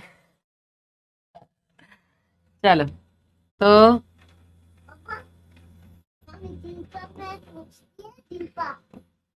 ये बेटा आपके पार्ट्स हो गए फेलोपियन ट्यूब के। ठीक है, हाँ, पेल्विक कैविटी समझ में नहीं आ रहा क्या? श्रोणी, हाँ हाँ हाँ, पेल्विक कैविटी श्रोणी गुहा। हाँ, मैं कैसे भूल गई बताओ? यस, पेल्विक कैविटी श्रोणी गुहा, मैंने पेल्विक गुहा लिखा है, श्रोणी गुहा। श्रोणी गुहा वो जो आपकी ये श्रोणी अस्थि बनाती है ना, लास्ट ईयर पढ़ा था लोकोमोशन मूवमेंट में, पेल्विक कैविटी पढ़ी थी ना, जो आपकी हिप बोन्स होती हैं, विच इज योर दिस क्या बोलते हैं इसको, कॉक्सल बोन है ना, कॉक्सल बोन जो 3 से मिलकर बनी है, इलियम इस्चियम प्यूबिस। तो दोनों आपकी जो हिप बोन आपस में जुड़ती हैं, उसके बीच में जो गुहा है उसको बेटा हम पेल्विक गुहा कहते हैं। थैंक यू बेटा जिसने भी ये श्रोणी गुहा वर्ड बताया। डन, चलो डन। अब बेटा इसमें ये वाला जो भाग है इसे हम बोलते हैं झल्लरी या फिम्ब्रिये। इस भाग को हम बोलते हैं कीपक या इनफंडिबुलम। इसको हम बोलते हैं तुम्बिका और एम्पुला। मैं बार बार लिख रही हूँ, बार बार, जिससे कि आपकी चीजें रिवाइज होती रहें। ये हो गया बेटा आपका संकीर्णक, जिसे हम बोलते हैं isthmus. If you want your gun, you have to finish your watermelon. चलिए, संकीर्णक बेटा कौन सा? अंतिम भाग जो गर्भाशय में खुलता है। ठीक है, फैलोपियन ट्यूब का लास्ट पार्ट होता है संकीर्णक, जो कि जाकर के आगे यूट्रस में खुल जाता है।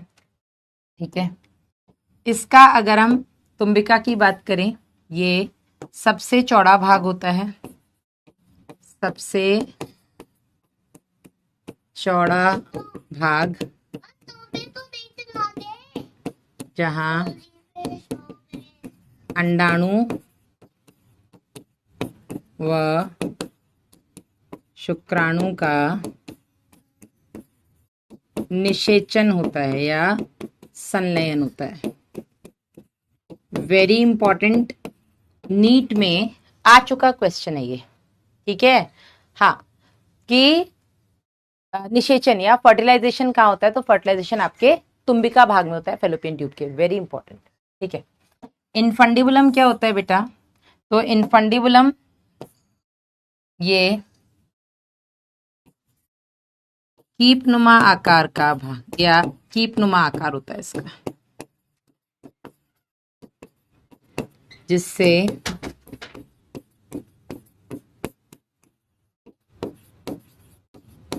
झल्लरी या जिससे झल्लरी निकलती हैं।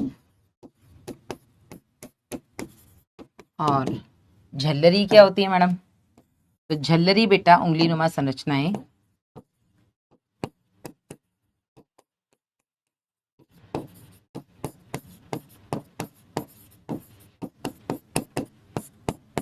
जो अंडाशय से निकले अंडाणु को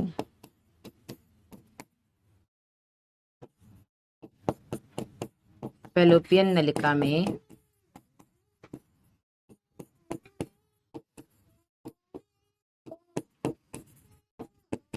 ले जाती है, ठीक है। तो जो भी तृतीय कंडक निकलता है आपके अंडाशय से, उसको बेटा यही झल्लरी होती है जो पकड़ करके कहाँ अंदर ले जाती है आपकी फैलोपियन नलिका में, ठीक है। तो यहाँ पर बेटा जो भी द्वितीय कंडक है या जिसको हम सेकेंडरी साइड बोलेंगे, ये झल्लरी बेटा इसको पकड़ करके अंदर ले जाएंगी, ठीक है। ये झल्लरी इसको पकड़ करके अंदर ले जाएंगी और इस भाग में आपके तुम्बिका भाग में अंडाणु और शुक्राणु का आपस में निषेचन होता है, ठीक है। कितना बना लीजिए। हाँ, झल्लरी को फिम्ब्रिये भी कहते हैं क्या, हाँ बेटा तनिष्क लिखा है ना, झल्लरी को ही तो फिम्ब्रिये लिखा है अपन ने।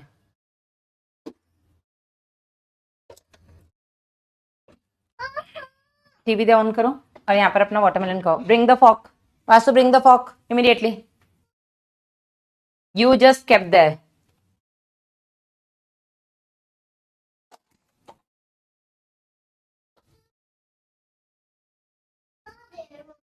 It is there.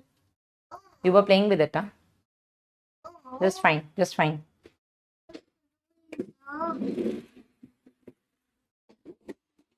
लिख लीजिए बेटा, ये लो। Switch on the TV. Go and watch Blippi.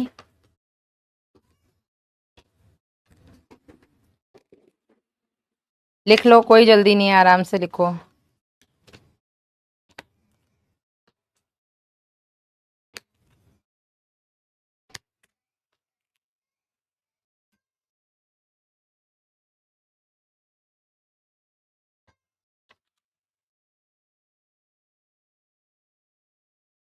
झल्लर क्या होता है बेटा, ये बता।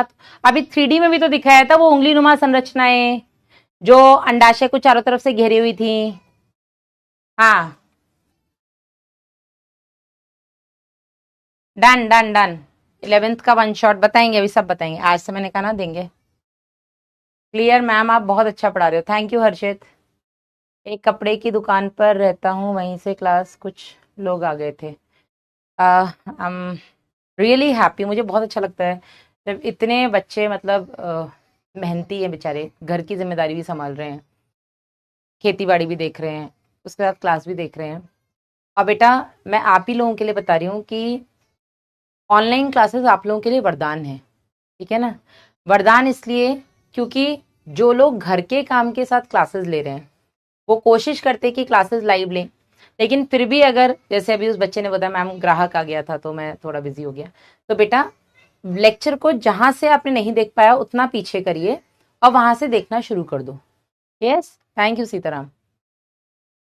बोर्ड में क्वेश्चन कैसे है नैन्सी? बोर्ड्स की क्लासेस आपको अलग से मिलेंगी यार, बोर्ड्स की क्लासेस, उसके लिए शायद आपको इन्फिनिटी वगैरह कुछ बैच लेना है।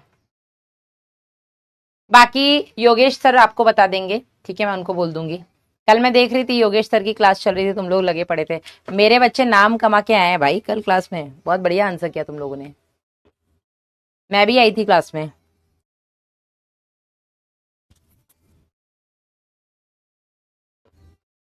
Thank you Rinu Parmar. Sagar, okay, आप हार्डवेयर की दुकान पे हैं? वाह यार।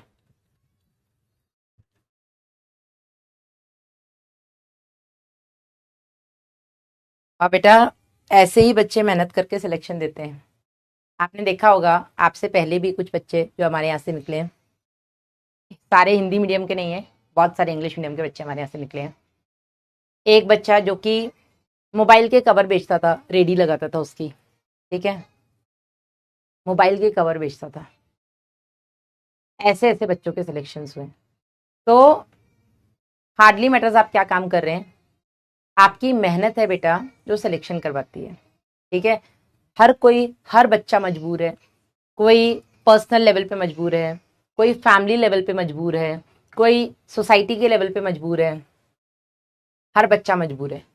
लेकिन उस मजबूरी को ही गिनाते रहोगे और उसको आप बहाना लेकर के पढ़ाई नहीं हो पाएगी, आप उसका बहाना में मैडम हम तो ये काम करते हैं इसलिए हम नहीं पढ़ पाए, तो बेटा ये आपकी मूर्खता रहेगी, ठीक है। आप खुद को मूर्ख बना रहे हैं, क्योंकि करने वाले बेटा कर रहे हैं। और आपके सामने ऐसे एग्जाम्पल, एक कश्मीर का बच्चा था, मैं उसका नाम भूल रही हूँ, अलग सर ने उसका इंटरव्यू लिया हुआ है, वो रोटी सब्जी बना करके बेचता था सुबह उठते ही, रोड साइड पे दिन भर रोटी सब्जी बेचता था बना करके, और शाम होते ही जब खत्म हो गए थे, कश्मीर में जल्दी दुकानें बंद हो जाती, फिर वो पढ़ने बैठा करता था।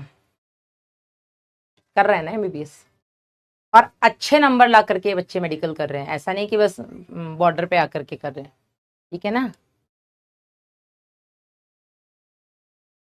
ये सब समझ में आ गया? चलिए, फेलोपियन नलिका जो होती है बेटा, इसकी लंबाई 10 से 12 सेंटीमीटर होती है, तो आप ये भी यहीं लिख लो, 10 से 12 सेंटीमीटर इसकी लंबाई होती है, ठीक है। डेटा आपकी एनसीईआरटी में दिया हुआ है। दूसरा अगर हम देखें तो दूसरा हो गया बेटा सहायक नलिकाओं में आपका गर्भाशय, इसे बेटा हम बोल देते हैं बच्चादानी, ठीक है, गर्भाशय या बच्चादानी।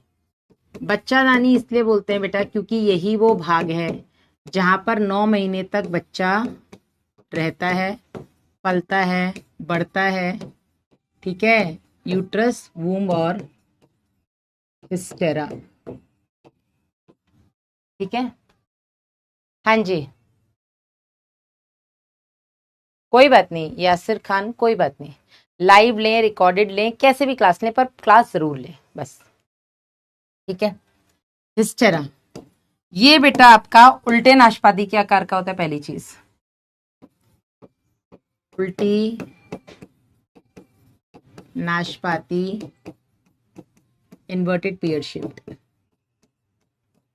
इन्वर्टेड पियर शेप्ड, उल्टी नाशपाती के आकार का होता है, ठीक है। इसकी भित्ति में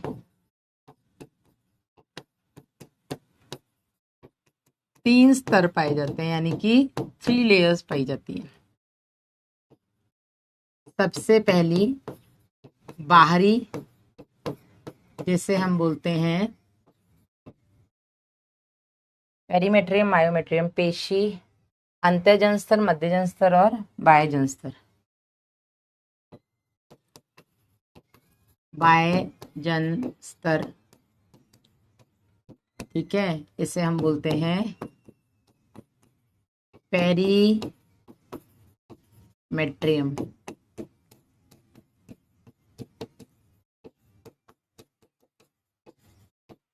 ठीक है। मध्य में जो होती है बेटा, इसको हम बोलते हैं, ऐसे लिख लो, मध्य जन स्तर। इसे हम मायोमेट्रियम कहते हैं, या एक काम करते हैं, इसको भी बाह्यजन स्तर ही कर लेते हैं, ठीक है।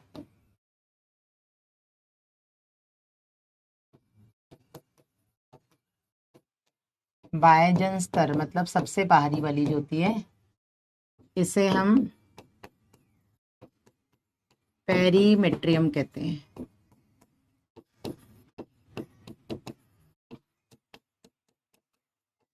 बीच वाली को मध्यजन स्तर या Vasu close the door, myometrium कहते हैं। और जो सबसे अंदर वाली है, इसको हम अंतःजन स्तर या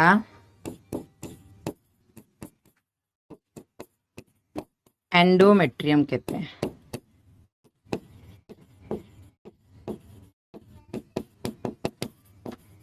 जो बाह्यजन स्तर होती है बेटा, ये पतली होती है और उपकला ऊतक की बनी है। वह संयोजी, उपकला और संयोजी ऊतक की बनी है, ऐसे लिख देते हैं। उपकला और संयोजी ऊतक की बनी होती है।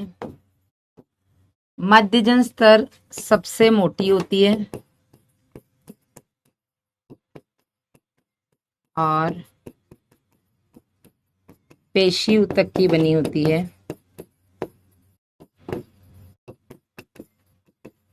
जबकि जो अंतःजन स्तर होती है, सबसे अंदर वाली, ठीक है ना, ये आपकी ग्रंथिल यानी कि ग्लैंडुलर, इसमें ग्रंथियां होती हैं और संवहनीय होती है। संवहनीय मतलब कि इसमें ब्लड वेसल्स होती हैं, ठीक है। और यही बेटा अंतःजन स्तर है जो हर महीने टूटती है ड्यूरिंग मेंस्ट्रुअल साइकिल। हर महीने बनती है कि इसको उम्मीद होती है कि शायद इस महीने निषेचन हो जाए तो बच्चा बन जाए, तो हमें उसको 9 महीने प्रोटेक्ट करना पड़ेगा, उसको जगह देनी पड़ेगी। तो ये ग्रंथिल होती है, संवहनी होती है, तो हर महीने ये बनती और टूटती है, ठीक है। हर माह टूटती और बनती है, ठीक है। चलिए अब इसका अगर हम डायग्राम बनाएं,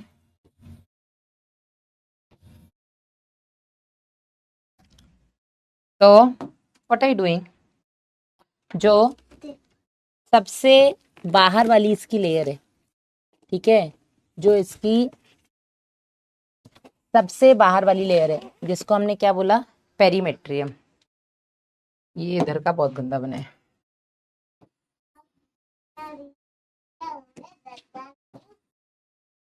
ठीक है। इसको हम बोल देंगे बेटा पेरीमेट्रियम। ये जो सबसे बाहर वाली बेटा लेयर है, इसको, या सबसे बाहर की जो कवरिंग है, आवरण है बेटा, इसी को हम बोल देंगे पेरीमेट्रियम। क्या बोल देंगे इसको हम, पेरीमेट्रियम या बाह्यजन स्तर, ठीक है ना। इसके सबसे अंदर वाली जो है, सबसे अंदर वाली, ठीक है, ये है बेटा आपकी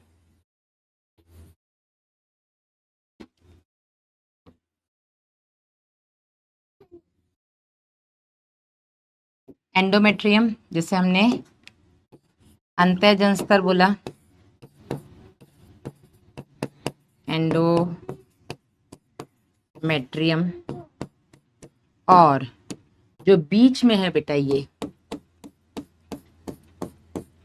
ये हो गई आपकी वासु अगेन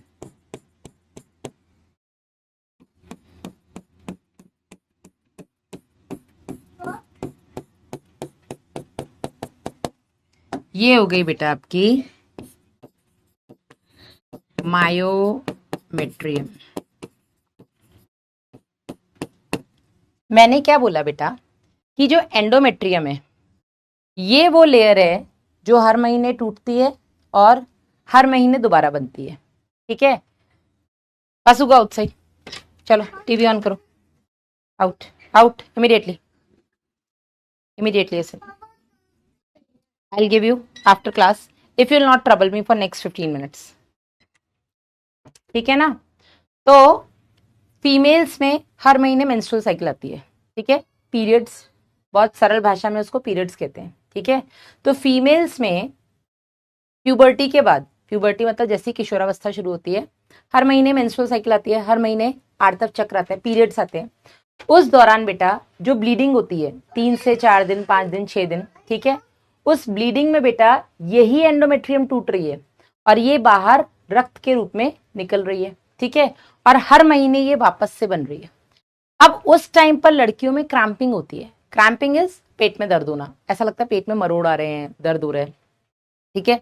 सब में नहीं होता है, कईयों में होता है, बहुतों में होता है। बहुतों में पेट में दर्द, किसी किसी को आने से पहले हाथ पैर में दर्द, बुखार आना, ठीक है।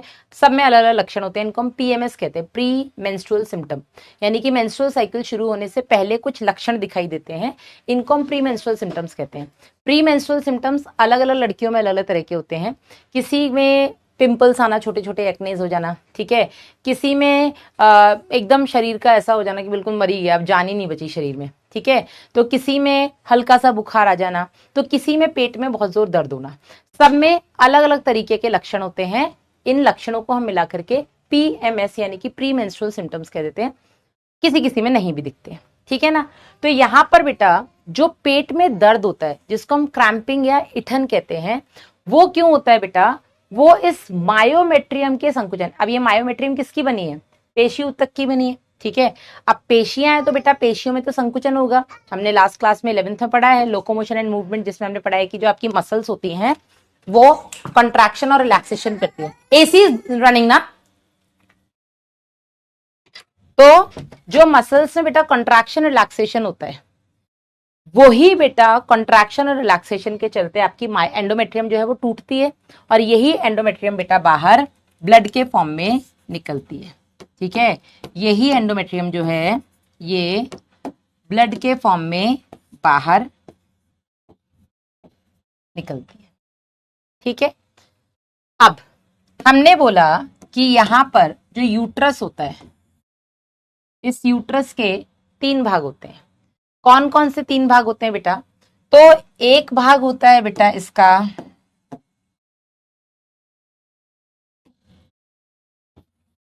इसको हम बोल देते हैं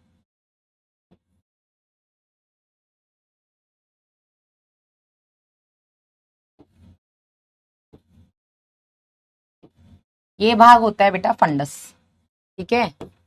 ये पहला भाग होता है जिसे हम बोल देते हैं फंडस।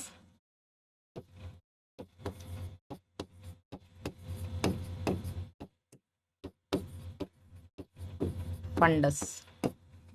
फिर दूसरा भाग आता है बेटा, दूसरा भाग हो गया आपका ये, इसको हम बोलते हैं बॉडी।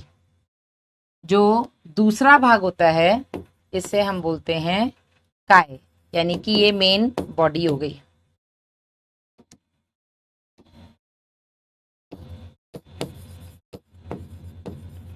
और जो इसका तीसरा भाग होता है बेटा, इस तीसरे भाग को हम बोलते हैं सर्विक्स या ग्रीवा। इस तीसरे भाग को हम बोलते हैं ग्रीवा या सर्विक्स, ठीक है। मैंने आपको बोला कि जो इसको थोड़ा थिक कर दें क्या?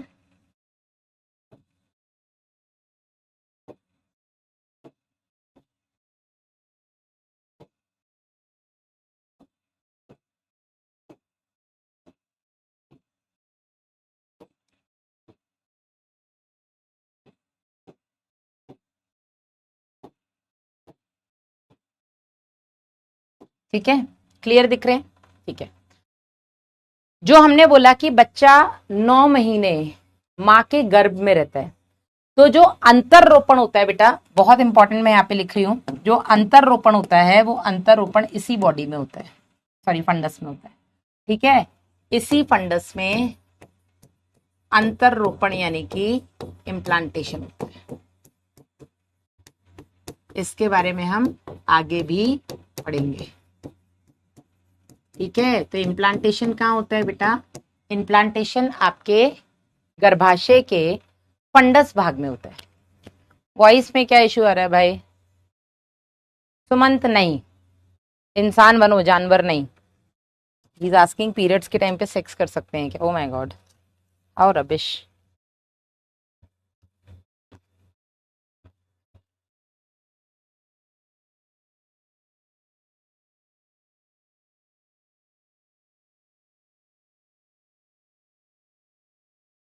नम्रता ने भी कुछ अभी पूछा, मैं भूल गई, देखो ही पढ़ा था।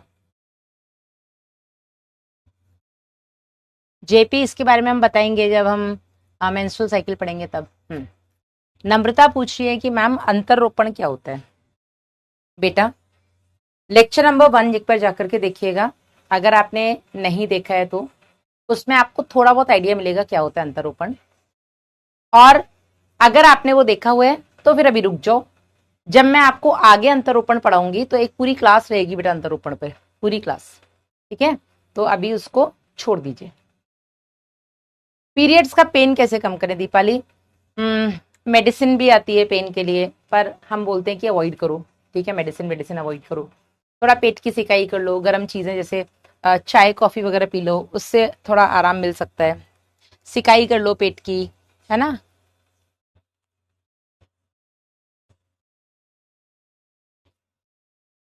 डन।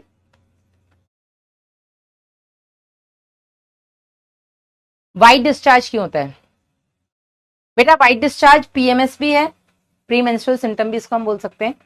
और जब अंडोत्सर्ग होता है तब भी थोड़ा बहुत वाइट डिस्चार्ज होता है, ठीक है। आहिना पूछे मैम फंडस क्या होता है? बेटा फंडस, बॉडी और सर्विक्स, ये गर्भाशय के 3 पार्ट हैं। डायग्राम में प्रॉपर बता रही हूँ यार, आप क्या नहीं समझ में आ रहा है? डन। इसी के साथ हो गया बेटा आपका सेकंड यानी कि गर्भाशय। आगे बढ़ते हैं। नेक्स्ट पार्ट या नेक्स्ट जो आपकी सहायक नलिका है उसमें आ जाता है बेटा आपका ग्रीवा, जिसे हम बोलते हैं सर्विक्स, ठीक है। वैसे तो जैसा मैंने भी आपको बताया, ये जो गर्भाशय होते हैं, उल्टी नाशपाती आप सबने देखी होगी, ठीक है ना। तो नाशपाती के आइसक्रीम नहीं खाया करो, आइसक्रीम उल्टा ठंडी है आपको और नुकसान करेगी। अगर पेन बहुत ज्यादा है तो उस टाइम पर यू कैन डू सिकाई, है ना, वो जो हॉट वाटर बैग आता है या गर्म बोतल से सिकाई वगैरह आप कर सकते हैं, ठीक है। कॉफी पियो, चाय पियो, उस टाइम पे coffee is much better option. Ice cream नहीं खानी होती है। हाँ। इस टाइम पे पेन मतलब सर में दर्द होता है, कई फीमेल्स को पीएमएस में बहुत सीवियर हेडेक होता है। तो हेडेक का एक रीजन ये हो सकता है कि आपके ब्रेन में ग्लूकोज की, हेडेक का इन जनरल रीजन ये होता है कि ब्रेन में ग्लूकोज की कमी होती है।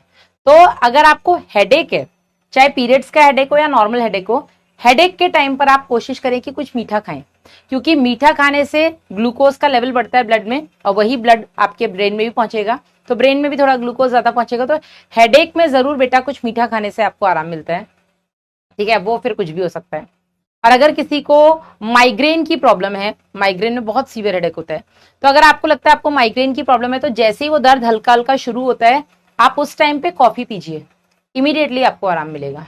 इनिशियल, हाँ, दर्द बिल्कुल ही ऐसा हो गया कि सर फटा ही जा रहा है, अब आप कॉफी लेंगे तो आराम नहीं मिलेगा, लेकिन जैसे आपको हल्का हल्का दर्द शुरू होता है आप कॉफी ले सकते हैं, उससे बेटा आपको सिर दर्द में तुरंत आराम मिलेगा, ठीक है। चलिए अब हम ग्रीवा और योनि इनको साथ में देख लेते हैं। दोनों मिलकर के बेटा बनाते हैं आपका जननाल, ठीक है। तो ग्रीवा प्लस योनि टुगेदर फॉर्म्स दी जन्मनाल और बर्थ कैनाल, ठीक है। बर्थ कैनाल क्यों बोलते हैं इसको बेटा? क्योंकि जो मैंने आपको 3D अभी दिखाया था उसमें आपने देखा यूट्रस के अंदर, गर्भाशय के अंदर बच्चा रहता है 9 महीने। 9 महीने रहने के बाद वो जब बाहर आता है, हम नॉर्मल डिलीवरी की बात कर रहे हैं, हम सिजेरियन या सी सेक्शन डिलीवरी की बात नहीं कर रहे हैं, सर्जरी की बात नहीं कर रहे हैं। नॉर्मल डिलीवरी के टाइम पे बच्चा गर्भाशय से जब बाहर निकलता है तो इसी सर्विक्स वजाइना से होते हुए निकलता है। लाइट आगे जाओ, देख लो, ठीक है ना। तो इसीलिए हम इसको बर्थ कैनाल बोलते हैं, क्योंकि नॉर्मल डिलीवरी के टाइम पे जो बर्थ होता है, जो डिलीवरी होती है, वो इसी के द्वारा बाहर होती है, ठीक है। हाँ, अब बेटा बढ़ते हैं आगे। तो ग्रीवा जो है हमने यहाँ देखा, ग्रीवा एक्चुअल में जो यूट्रस है उसका निचला भाग है, ठीक है। यूट्रस का ऊपर वाला भाग फंडस हो गया, बीच वाला भाग बॉडी हो गया। ग्रीवा आपका जो यूट्रस है उसका नीचे वाला जो सकरा भाग है उसको हमने ग्रीवा बोल दिया, ठीक है। तो ग्रीवा, देखो पानी पे आया। बहुत बढ़िया।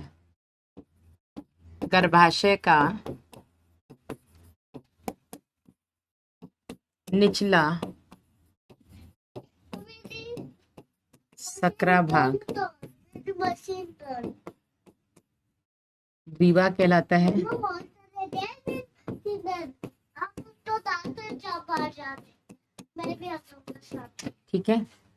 अब ये जो ग्रीवा होती है, पास डोंट टच, ये जो ग्रीवा होती है बेटा, ये ऐसे होती है, ठीक है।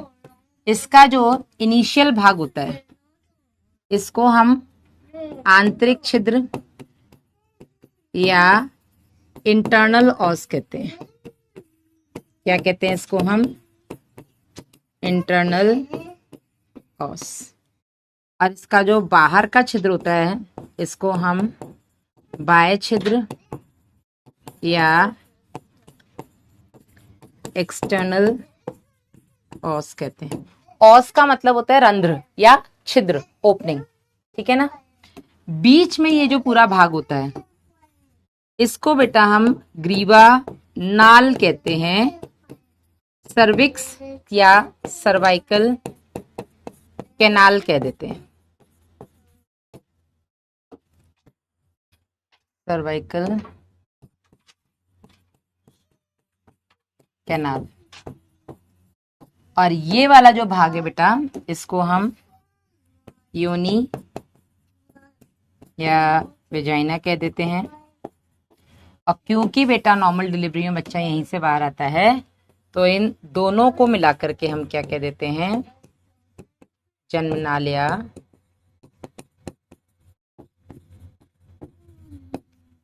क्यों बोलते हैं वो यहीं लिख देती हूं मैं,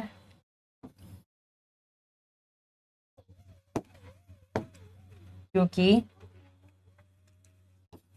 सामान्य प्रसव, प्रसव का मतलब होता है डिलीवरी, है ना, के दौरान इस नलिका द्वारा या इस नाल द्वारा भ्रूण बाहर आता। आज के लिए इतना, एनसीईआरटी इसकी पढ़ा देते हैं, फिर आगे बढ़ेंगे। Throw it in dustbin. Throw it in dustbin. You want a slap, Vasu, or what? Not exactly, na? Then get out.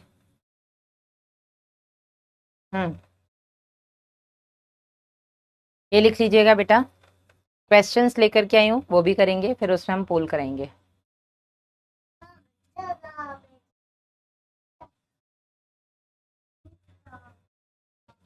NCERT read कर लें एक बार।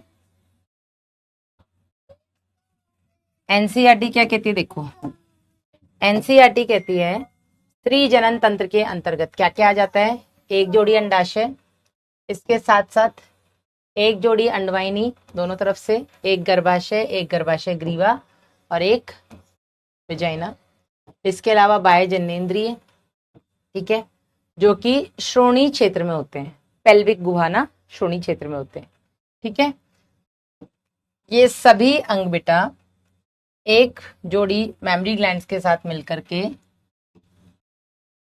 जो भी जनन संबंधी क्रियाएं हैं उसमें सहायता करते हैं, ठीक है। तो एक जोड़ी मैमरी ग्लैंड्स के साथ संयोजित होते हैं संरचनात्मक और क्रियात्मक तौर पे। संरचनात्मक और क्रियात्मक मतलब अब बच्चा पैदा हो रहा है, जब पूरा 9 मंथ्स वो मदर के यूट्रस के अंदर है, उस टाइम भी बेटा बच्चे को पैदा होते ही माँ को फीड करना रहेगा ना, माँ को पोषण देना रहेगा, तो उस 9 महीने के दौरान ही स्तन ग्रंथियों का भी विकास शुरू हो जाता है, उनके अंदर भी कुछ चेंजेस होने लग जाते हैं, उनके अंदर मिल्क फॉर्मेशन शुरू हो जाता है, और जैसे ही बच्चा पैदा होता है वैसे ही बेटा मिल्क सिक्रीशन भी शुरू हो जाता है, दुग्ध स्राव शुरू हो जाता है माँ में, है ना। तो ये सब बेटा आपकी स्तन ग्रंथियां कर रही हैं, और जो भी आपकी जनन संबंधी क्रियाएं हैं जो हमने देखा था, ठीक है, ये उनके साथ मिल करके। अच्छा, पीएमएस में एक सिम्टम बहुत ज्यादा किसी किसी को, फीमेल्स को बहुत ज्यादा मैमरी ग्लैंड से पेन भी होता है, ठीक है। तो पीएमएस के अलग अलग सिम्टम्स हैं, अलग अलग औरतों में अलग अलग लक्षण, या अलग अलग लड़कियों में अलग अलग लक्षण देखने को मिलते हैं। किसी को फेस पे एक्ने हो जाएंगे, ठीक है, किसी को बॉडी एक होना शुरू हो जाता है, तो उससे पता लग जाता है कि पीरियड स्टार्ट होने वाले हैं, ठीक है। मैमरी ग्लैंड से पेन शुरू हो जाता है, ठीक है। इसके अलावा पेट में दर्द होना, व्हाइट डिस्चार्ज होना, बुखार आना, शरीर टूटना, ये अलग अलग लक्षण अलग अलग फीमेल्स में देखने को मिलते हैं, ठीक है।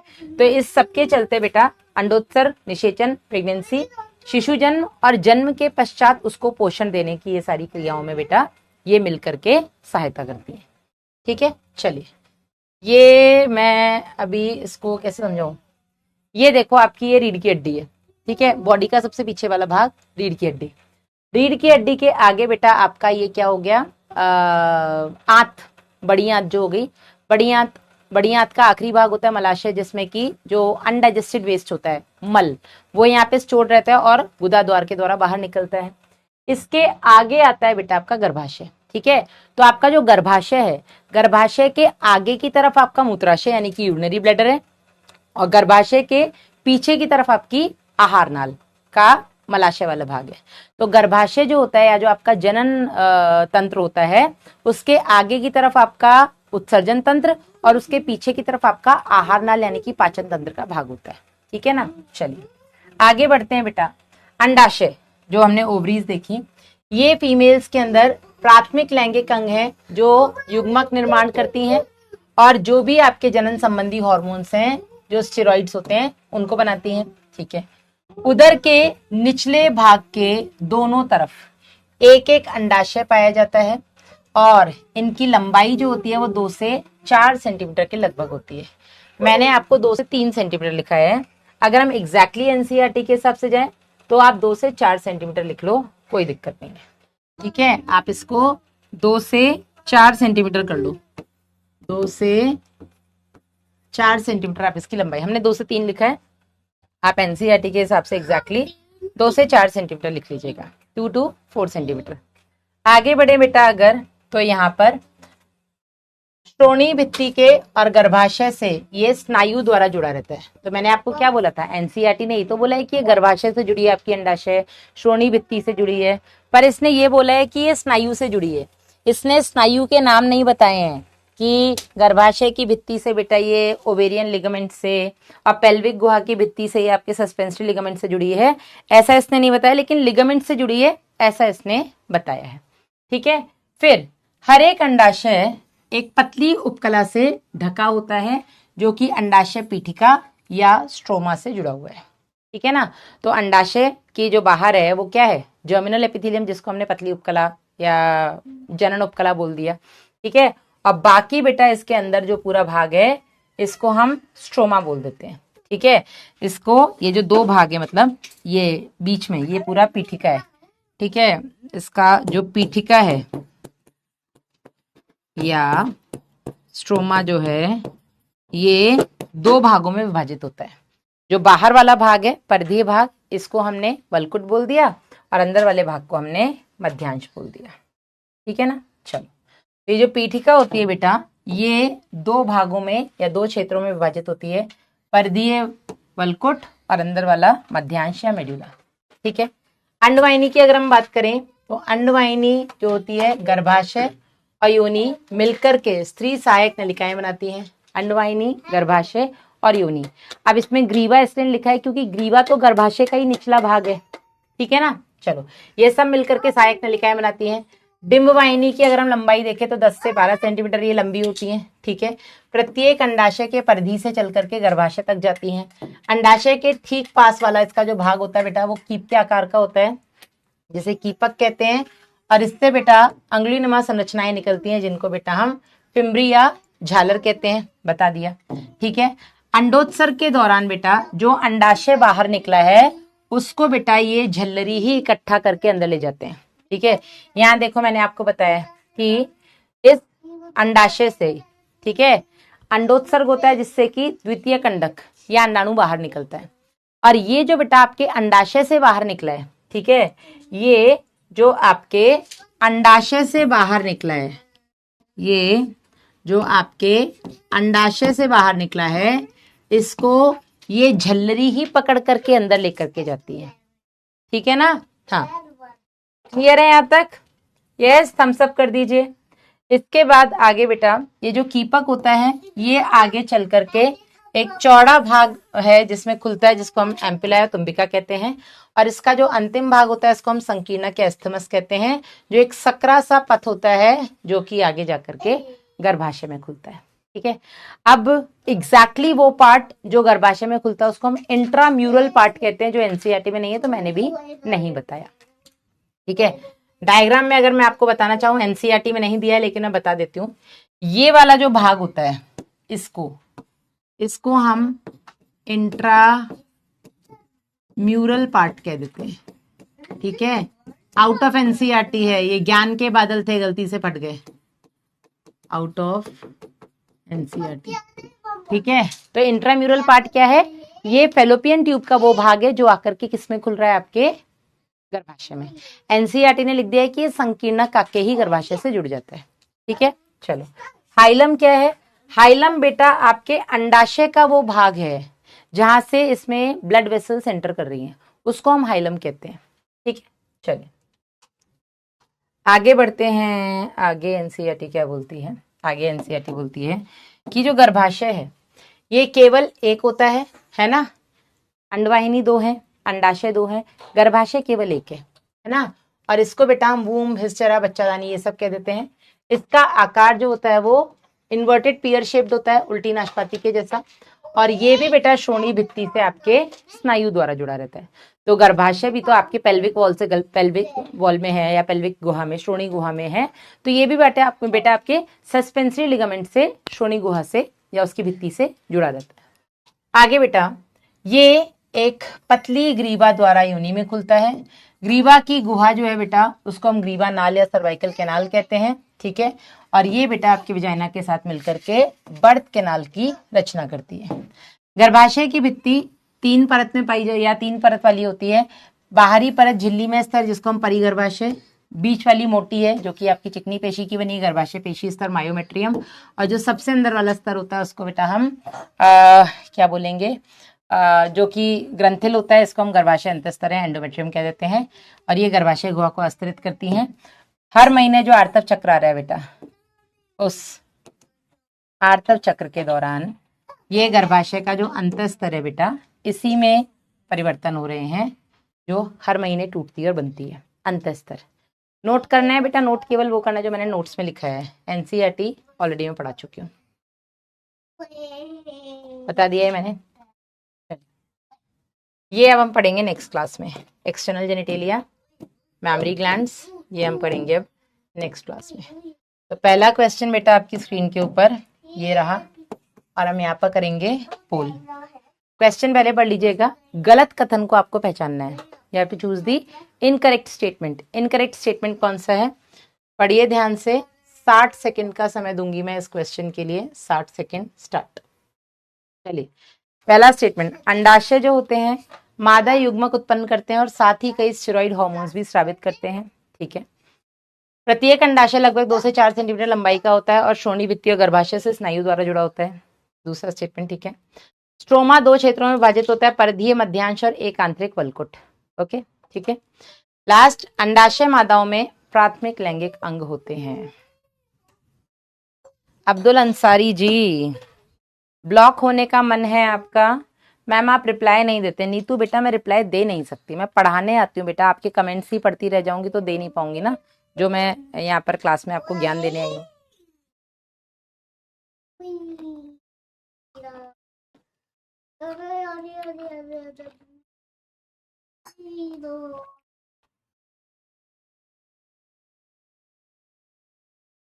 ए कौन लिख रहा है भाई?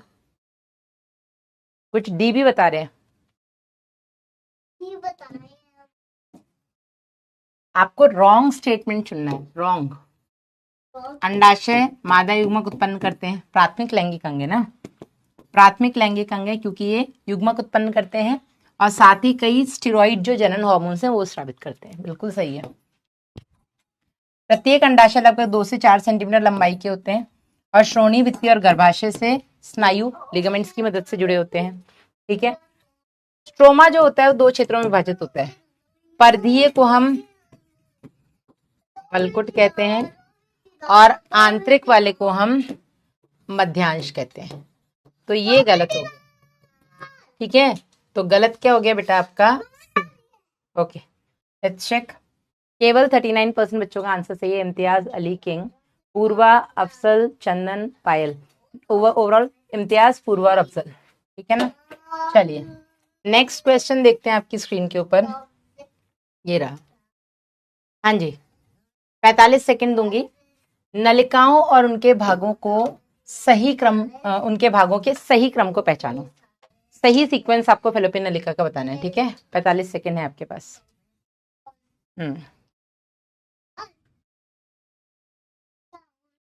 सही है। पोल नहीं आ रहा है बेटा, टेक्निकल एरर है आदित्य। गलती तो नहीं करनी है वर्षा।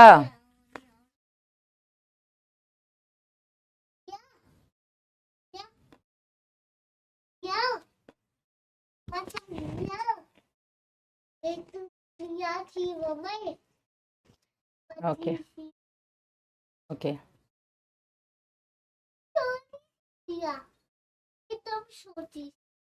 तुम तो बूढ़े हो गए हो। You are grown up now ना, you have become old. Nia is very small and you are become old. मेरे स्कूल में एक निया थी, मैं एकदम छोटी सी निया। ये बूढ़े हो गए। बड़े हो, निया छोटी है। बातें सुनो मस्त। हाँ जी, तो इनफंडिबुलम इस्तमस में नहीं खुलता है, योनि संकीर्णक में नहीं खुलती है, कीपक डायरेक्ट गर्भाशय में नहीं खुलता है, गर्भाशय से संकीर्णक से तुम्बिका से कीपक। D is okay. ठीक है, यूट्रस से फेलोपियन ट्यूब का आपका इस्थमस पार्ट जुड़ा होता है, उससे एम्पिला और एम्पिला से आगे जाकर के कीपक, इनफंडिबुलम। तो डी। 49% बच्चों का लगभग सही है। Purva, Priya and I boy. I boy, मैं लड़का हूं ऐसा। ओके, नेक्स्ट क्वेश्चन नंबर 3 आपकी स्क्रीन के ऊपर। फिल इन द ब्लैंक है, 60 सेकंड का टाइम दे रही हूँ। नीचे दिए गए अनुच्छेद में सही विकल्प चुनकर। तो पहला, डैश प्राथमिक मादा जननांग है। ठीक है, जो डैश और डैश उत्पन्न करते हैं। प्रत्येक प्राथमिक जननांग लंबाई में लगभग डैश पेल्विक भित्ति और यूट्रस से डैश द्वारा जुड़े होते हैं। What are you doing? I will give you slap. Why you doing that? हाँ, take it outside. Okay fine, take it outside. पोली एंड हो गया क्वेश्चन के पहले, इसलिए तुक्का नहीं लगाना है। तुक्का तुक्का नहीं खेल रहे हैं भैया, पढ़ा रहे हैं प्रॉपर। गेसिंग गेम नहीं चल रहा है, इट्स नॉट अबाउट गेसिंग, you guys know the concept. हाँ, तो फीमेल्स में बेटा प्राथमिक जननांग क्या है? टेस्टिस तो नहीं है ना, ओवरीज है। तो बी और सी हो सकता है। ठीक है, ओवरीज है। ठीक है, जो डैश और डैश उत्पन्न करते हैं, तो ये अंडाणु उत्पन्न करते हैं और ये आपके हॉर्मोन्स उत्पन्न करते हैं। पूगोनिया और फॉलिकल्स नहीं है, ओवम और हॉर्मोन्स उत्पन्न करते हैं। लंबाई इनकी लगभग 2 से 4 सेंटीमीटर होती है और ये लिगामेंट्स की मदद से जुड़े रहते हैं। तो आंसर हो जाएगा आपका C. Let's check the results. 71% बच्चों का सही है। तकदीश, neat boy, Akash Patel and Suhani. चलिए क्वेश्चन नंबर 4 देख लेते हैं। अच्छा छोड़ दो, ये मैंने अभी कॉर्पस ल्यूटियम नहीं बताया, इसलिए इसको भी हम छोड़ देंगे, वरना एक भी वर्ड बाहर का आ जाएगा तो आप कंफ्यूज हो जाएंगे। डीपीपी थोड़ा लेट मिलेगी, पर मिलेगी आपको डीपीपी 3। ओवरऑल अगर हम लीडर बोर्ड देखें तो फर्स्ट पे कौन है अपना? पूरा क्यों नहीं आ रहा है? फर्स्ट इज अपना पूर्वा सिंह, ठीक है। Second is Payal Prajapati and third is आपका विष्णु सर का चैप्टर अध्याय। Oh my God. चलिए, तो होमवर्क में बेटा आपको DPP 3 मिलेगी। ये क्या हो गया, ये हैंग हो गया है क्या? वो कर लीजिएगा। और कल की क्लास अटेंड करने से पहले कम से कम आज का लेक्चर तो आप रिवाइज करके रखिएगा। रिवीजन ऑफ लेक्चर 5 क्लियर है सबको? आज का lecture please let me know. अब यार यही चला गया, वरना मैंने सोचा था वो पोल करवा लूंगी। हाँ जी, क्लियर है? इरशाद खान आगे बताऊंगी, कल पढ़ाऊंगी इसके बारे में, ठीक है? हाँ जी, यस, 11th के रिवीजन के बारे में मुझे आपको बताना था। क्लास 11th में सबसे पहले एनिमल किंगडम चैप्टर से आप स्टार्ट करिए। प्राणी जगत chapter,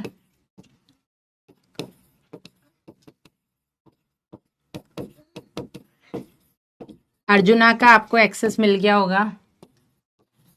arjuna NEET Hindi 2026 batch, इसका एक्सेस आप सबको मिल चुका होगा, ठीक है? इस बैच में जाइए और एनिमल किंगडम के लेक्चर्स देखना स्टार्ट कर दीजिए, ठीक है ना? ये आप पैरेलली करिए। जब जैसे स्कूल नहीं जा रहे हैं, ठीक है, या आज टाइम है, कोई क्लास कैंसिल हो रही है, ठीक है, उस टाइम पर बेटा आप, रात को नींद नहीं आ रही है, अभी आपके ऊपर इतना लोड है नहीं, ठीक है, तो उस टाइम पर बेटा आप एनिमल किंगडम खोलिए। अब जिसने लास्ट ईयर नोट्स बना रखे हैं उनको केवल लेक्चर्स देखने हैं और क्वेश्चंस प्रैक्टिस करने हैं, DPPs करनी है। जिन्होंने लास्ट ईयर अर्जुना में हमारे साथ नहीं पढ़ा, अच्छा मैं ये नहीं कह रही, आप मेरे ही लेक्चर्स देखिए। आपको अर्जुना 1.0 का भी एक्सेस मिला होगा, उसमें नहाटा सर ने पढ़ाया है, आप उनके भी लेक्चर्स देख सकते हैं। आपको जिसका समझ में आया आप उसके लेक्चर्स देखिए, बस लेक्चर्स देखिए और पढ़ाई करिए। अगर नहीं मिला है, ये कैसी बातें कर रहे हो यार तुम लोगों को, तो वही लक्ष्य प्लस भी नहीं मिला था, ये भी नहीं मिला है, मैं इसकी भी बात कर लूंगी, मिल जाएगा, ठीक है? वैसे तो मिला होगा, हमने लास्ट हर साल देते हैं ये हम, तो मिला होगा, ठीक है? आप एनिमल किंगडम स्टार्ट करिए। एनिमल किंगडम में जहां तक मुझे याद आ रहा है 7 या 8 लेक्चर्स हैं लास्ट ईयर, ठीक है? तो 7-8 लेक्चर्स हैं, 7 ही है मेरे हिसाब से, 8 भी नहीं है, लेकिन जो भी लेक्चर्स हैं, अगर आपके पास ऑलरेडी लास्ट ईयर के नोट्स बने हुए हैं तो आपको नोट्स बनाने की जरूरत नहीं है। लेकिन अगर आपके पास नोट्स नहीं बने हैं तो प्लीज सजा सजा के प्रॉपर 11th की अलग नोटबुक बनाइए, नोट्स बनाइए, ठीक है? NCERT से नहीं पढ़ेंगे आप, नोट्स से पढ़िए प्रॉपर। NCERT लास्ट में रिवीजन करने के लिए होती है। आप पहली बारी NCERT पढ़ेंगे तो बेटा आधी चीजें समझ में नहीं आएंगी। और अगर आपके पास नोट्स ऑलरेडी बने हुए हैं तो आई वुड रिक्वेस्ट कि आप लोग माइंड मैप से रिवीजन करिए, आप वन शॉट से रिवीजन करिए। NCERT लाइन बाय लाइन इस साल हमारा हुआ है, यूट्यूब पे सब पढ़े हुए हैं, आप वहां से रिवीजन करिए। लेकिन रिवीजन वो करेंगे जिन्होंने पढ़ा है, जिन्होंने लास्ट ईयर अर्जुना के 1.0 या 2.0 में बैच में एनरोलमेंट नहीं लिया था, जिन्होंने कोई भी बैच ज्वाइन नहीं किया था, पहली बार अब वो पढ़ेंगे, उनसे आई वुड रिक्वेस्ट कि आप प्रॉपर जाकर के डिटेल में लेक्चर्स को पढ़िए, नोट्स बनाइए, रिवीजन बाद में करिए। आप लेक्चर्स भी देखेंगे तो आपको चीजें समझ में आएंगी। अपना ध्यान रखिएगा बेटा, और 2 घंटे की क्लास होगी, 7 बजे मेरी फिर क्लास है। Bye bye, take care. आपकी भी 6 बजे भी क्लास है। बाय, आई एम सॉरी इतना टाइम लेने के लिए। Thank you, bye bye.